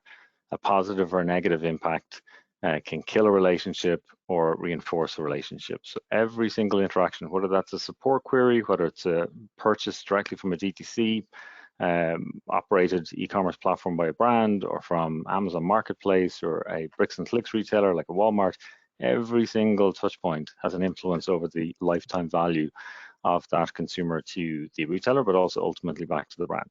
So it's critical that you are where they are and that you're speaking to them in a language that they understand, that they appreciate, with the relevant content and solutions and products and services that they need to get on with their daily lives.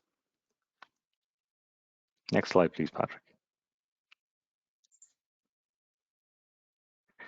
Okay, so finding, engaging, and cultivating those relationships over time will lead to higher conversions and greater overall lifetime value.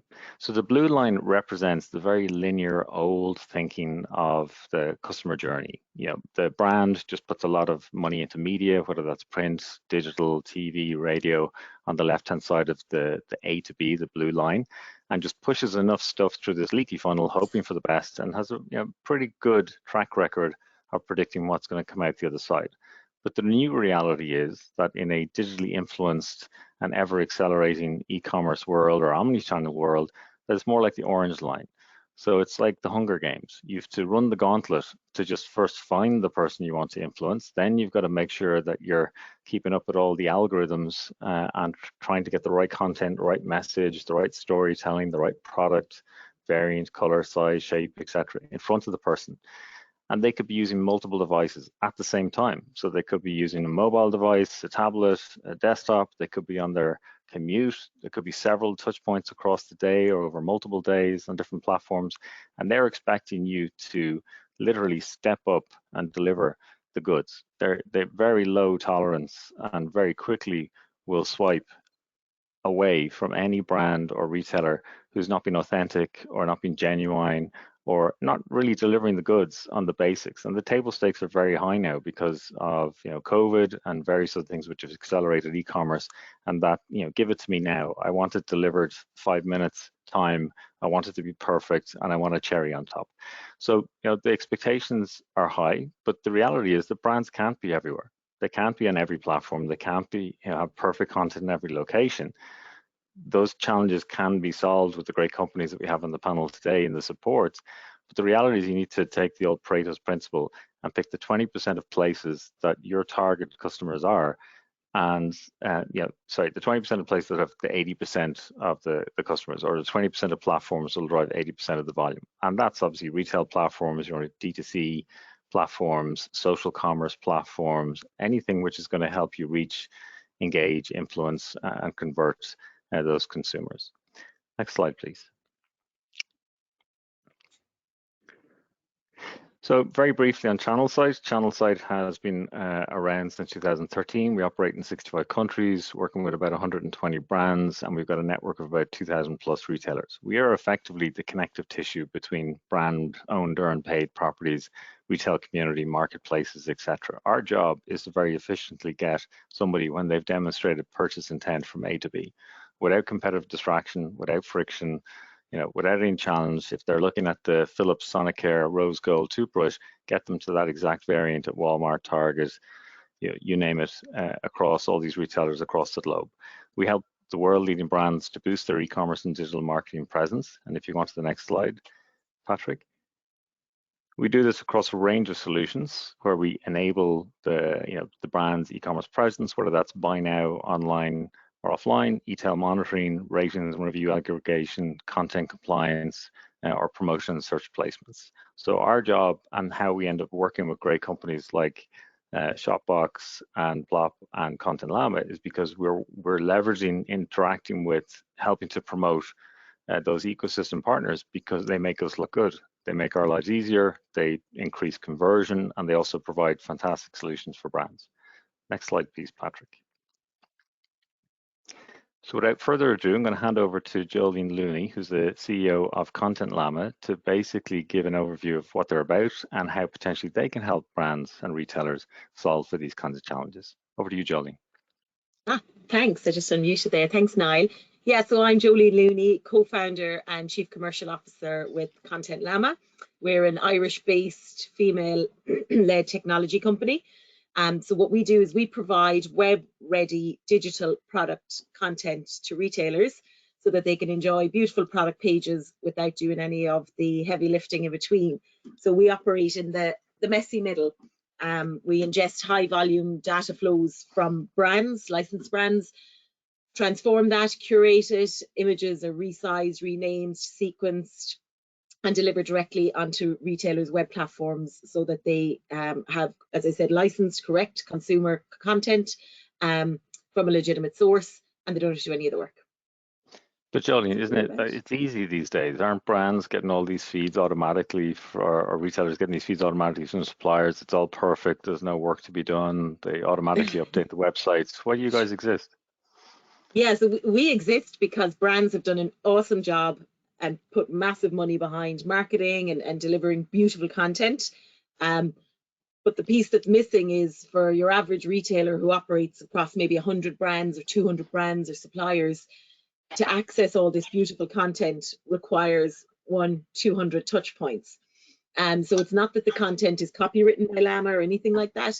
It's just that we are a gateway between the two. So I suppose similar when you referenced earlier on, kind of the glue holding it together from a channel perspective, we're one-to-many approach.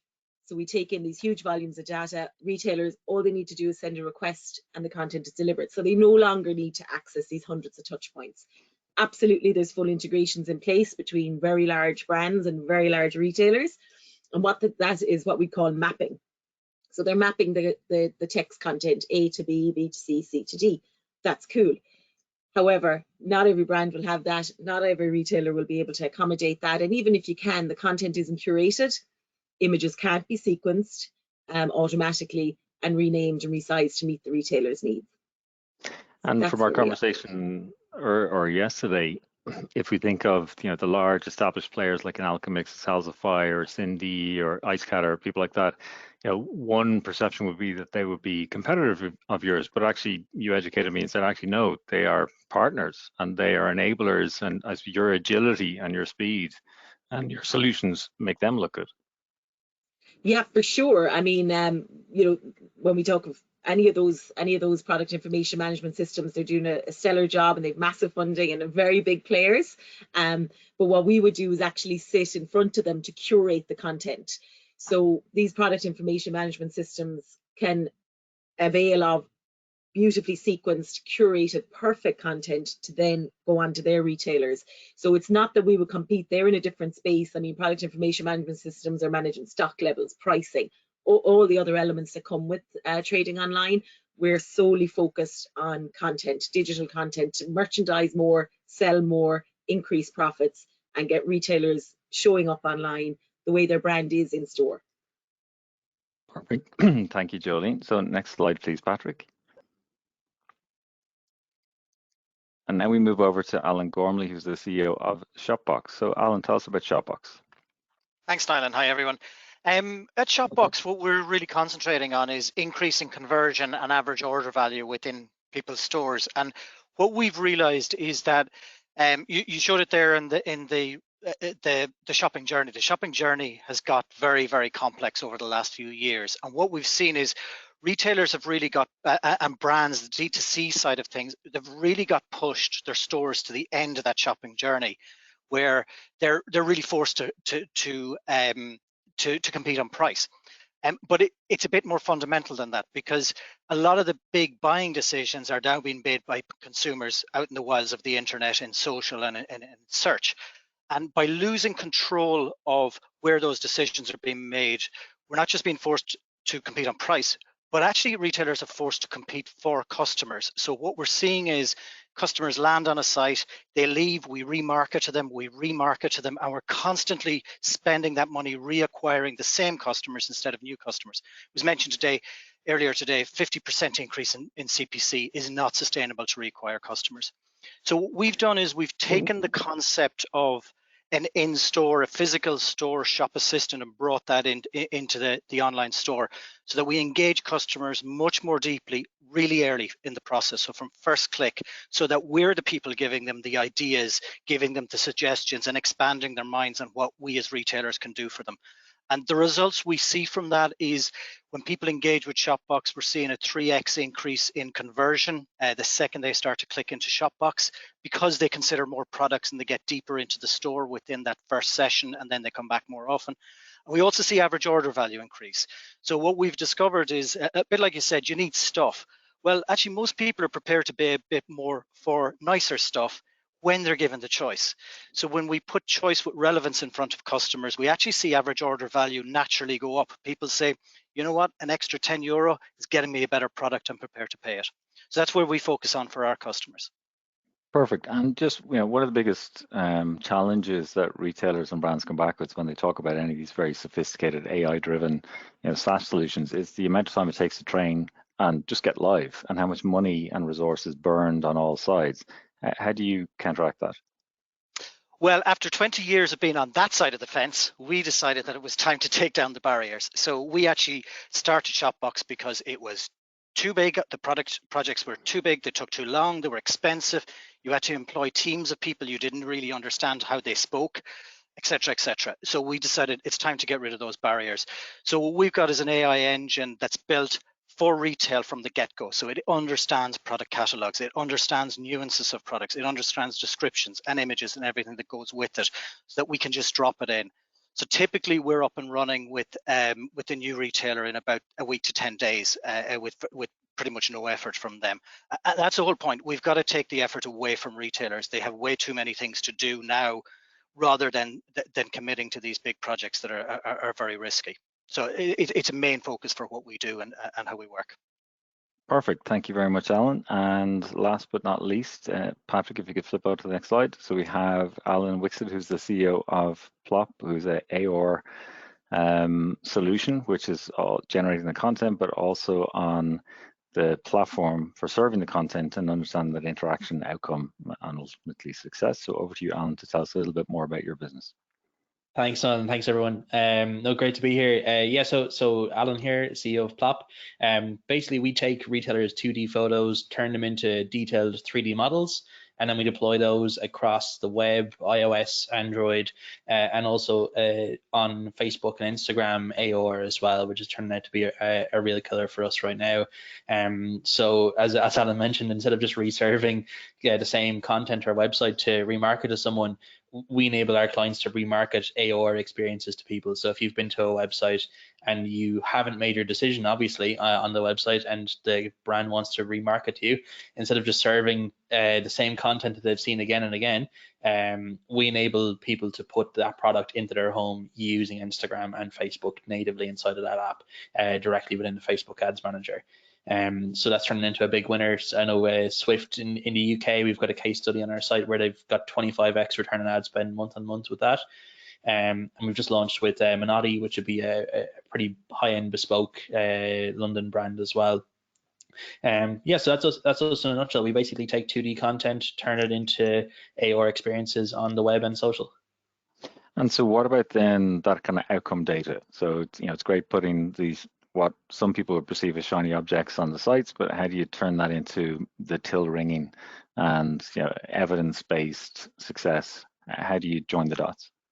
Absolutely. So we would, I suppose, enable our retailers to track very simply using Google Analytics.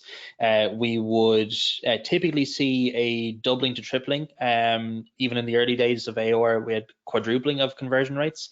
For AOR, novelty is quite a big impact. So if someone hasn't used AOR, and if you don't have AOR on your website already, by putting it on, you can definitely get a really good boost to conversion rates. Also, reduction in returns and just generally shopper customer experience. It's a huge anxiety relief when you can use and see the product in one-to-one scale, and also in highly realistic textures, as well as being really important as well.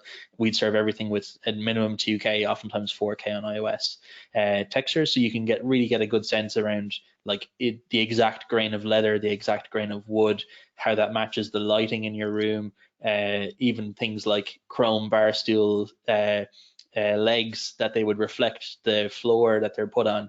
All of that kind of stuff really sells the product for the shopper.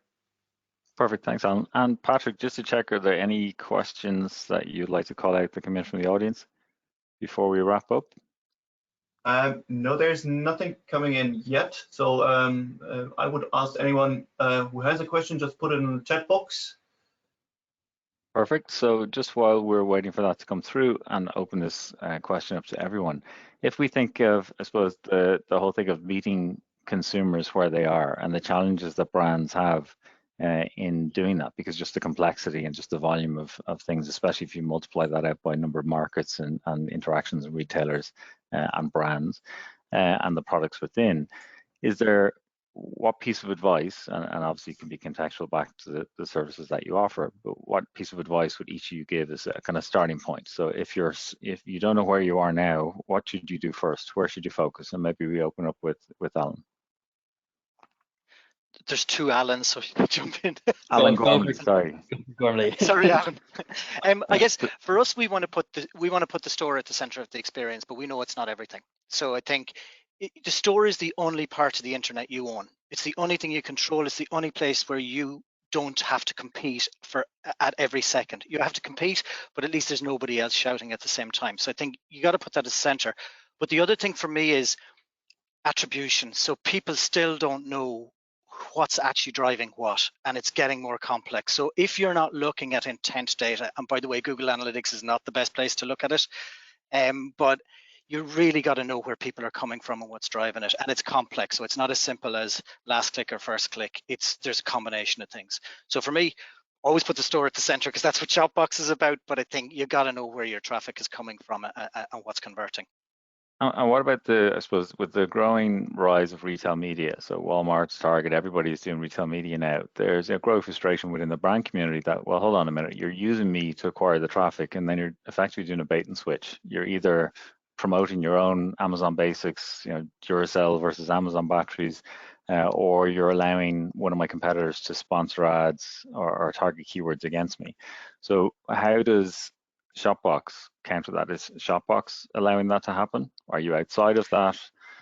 No, I think we're working both with brands and with retailers. So I think, at the end of the day, consumers are going to buy through various mechanisms for different reasons.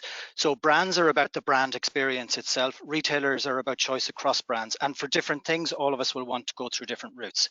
So, if it's a very specialized area we're interested in, we're more likely to go to brand rather than to retailer. So I think we've got to acknowledge that's the world we live in, and it's getting stronger. We're seeing the strength of D2C is fantastic, because it's actually leveling the playing field, and we're seeing a lot of smaller brands come up and being able to compete on a global stage. So for us, it's about make sure your real estate is in good condition, make sure you know where people are coming from and what's converting, and work with the fact that it's not just omni-channel, but it's omni-route into product as well. Okay. Yeah, I think that's just the reality where we live. Perfect. Alan Whitson, from your side, if I've got 1,000 SKUs, where do I start? Which ones do I promote? Because obviously there's a cost involved in generating the models, but the infrastructure in place. So how do I know which ones to pick? Absolutely, it's a age-old question we've had since starting the business for sure. I mean, we're working on a lot of machine learning in house here that we're really scaling up with in order to rapidly create content creation. I'm sure if anyone's got their ears to the ground, Apple have brought out a photogrammetry solution as well just last week in a beta. So that's really exciting to see. Like, rapid content creation is definitely getting there, and it's also, I think, like, the big thing to bear in mind is that we're transitioning from 2D to 3D content rapidly, and even more so than let's say all of the pre-coronavirus reports would have predicted. It's really sped things up quite a bit, and the kind of analogy for me is you don't want to be the guy in the 20s or 30s that didn't see television coming along and stuck without a video camera. You definitely want to have your 3D content ready to rock by the time. Well, it's already here. People are shopping in 3D and AR all the time. So just being adaptive and ready to embrace that new medium is super interesting. That wasn't a dig at old guys like me at all. Yeah. And then Jolene, a lot of brands come back and they say it's overwhelming. There's just, there's so many SKUs, so many things they need to figure out. It's all about A+ content and putting your best foot forward and recreating that kind of merchandising experience. But a lot of them just don't know where to start and they're nearly afraid of the task. How do you overcome that with brands? How do you, or retailers? Come to Content Llama. Look, volume is our play. We're happiest in high volume space. What I would say, new to online is a different conversation to already online, obviously. So new to online, I would say, look at your ERP, look at what's selling, through your store. Let's replicate that online is a good place to start. If you have a beauty counter or, Clarins or Estee or one of those, absolutely. Large scale online, then, I mean, they know what they're about. I mean, Lifestyle is one of our clients who are just killing it online. Delivery is same day sometimes now, if not next day. Returns are up to a year. It's great. So I would say we usually go with what is high ticket. So what's going to make the most revenue for you, then followed by whole basket shopping. So, I mean, retailers know their demographic of customers a lot more than we do. We do the Llama work. So we do what we're told. You want content, we'll give you content. But, if your typical age demographic is someone in 30 to 50, likelihood of them having children is quite high. So you're going to put up maybe some nice children's wear and children's products. You're going to have a mix of sale stock last year's season. I mean, sale is a big problem this year because a lot of retailers were shut down, weren't ready online, and are now trying to offload stock. We have the databases and we have the content because we don't get rid of anything. But the brands do. So I would say retailers know what they're about, and if they want to succeed online, it's having that mix of, as you said, the price conscious customer with the customer who knows what they want. There is absolutely nothing more frustrating, and this is personal experience, than buying a product range online and a retailer putting up 2 of the range because they think, sure, if I have 2 of this and 2 of that and 2 of the other, I'll be covered. But people don't shop like that. So you want to get the whole range end to end. If it's a skincare product or if it's running gear, you want the whole kit and caboodle. So that's where I would say is analyze your ERP, analyze your data, and see if people are buying it in store. Let's look at it online. And then quality content. I know I'm in the quality content space, but it baffles me that you have a high street, a normal store. You wouldn't put up a paper cutout of a runner and go, sure, that's grand. But people think it's okay to screen scrape from a competitor's website and have a low res grainy image up. So it just, the offline and online experience needs to improve immensely. And the digital shelves can be outdated, barren, and a little bit ropey. So definitely there's room for improvement, and support is out there, not just Content Llama. I mean, there's others in the space, very few, but there is others in our space. So I would encourage people to look at how their brand is being represented online. Okay, so to encapsulate, basically what we're saying is that focus on the 20% of places that 80% of the target audience you want to chase are. When you get there, try and figure out what's the kind of messaging, storytelling, content that you want to play, because it doesn't make sense to promote and actively drive a buy now message when somebody's just been educated about a product and never seen it before. So to be, I suppose, aware of what stage they're at, and obviously different people on the same platform can be at different stages. So that kind of one-to-one conversation at scale. So Patrick, over to you, because I realize we're on time with our little extension. So yeah, just over to you. Perfectly on time. And Niall, thank you very much for the moderation and taking us through this. Jolene, Ellen and Ellen, thank you very much for the insights. What I find amazing is that we had early this morning the discussion around what are the trends when Renee, Kelly and Peter were talking about like the big picture, if you want to say so. And I think Renee was ending on that retailers are picking up at the moment, and that content creation is maybe the next big thing they need to have an eye on. And then we have here two prime examples in you, Jolene, with Content Llama, and Ellen with Plop, how this is being really a thing, and where we have some Irish innovation luckily in this. So perfect wrap up. For me, it is that I say a big thank you firstly to the ambassador, Dr. Nicholas O'Brien, for joining us. It is again our honor that you have the opening address, and I think that is really emphasizing how we all departments work together for Ireland, and we thank you very much. Again, Peter, Kelly and Renee for the opening remarks on the big picture. I think we had some really good insights from some Irish companies with Ola from Luzern, with Greg from Monex and Niamh from Scurri. A big thank you also to Sebastian McClintock from Delivery Hero, which I think with the Fox concept was a good wrap around a lot of topics we have discussed today. And again, a special thanks to our startup corner, Niall for the moderation, Jolene, Ellen and Ellen. And on that note, only 30 minutes over. I think that's with such a tight agenda, really good.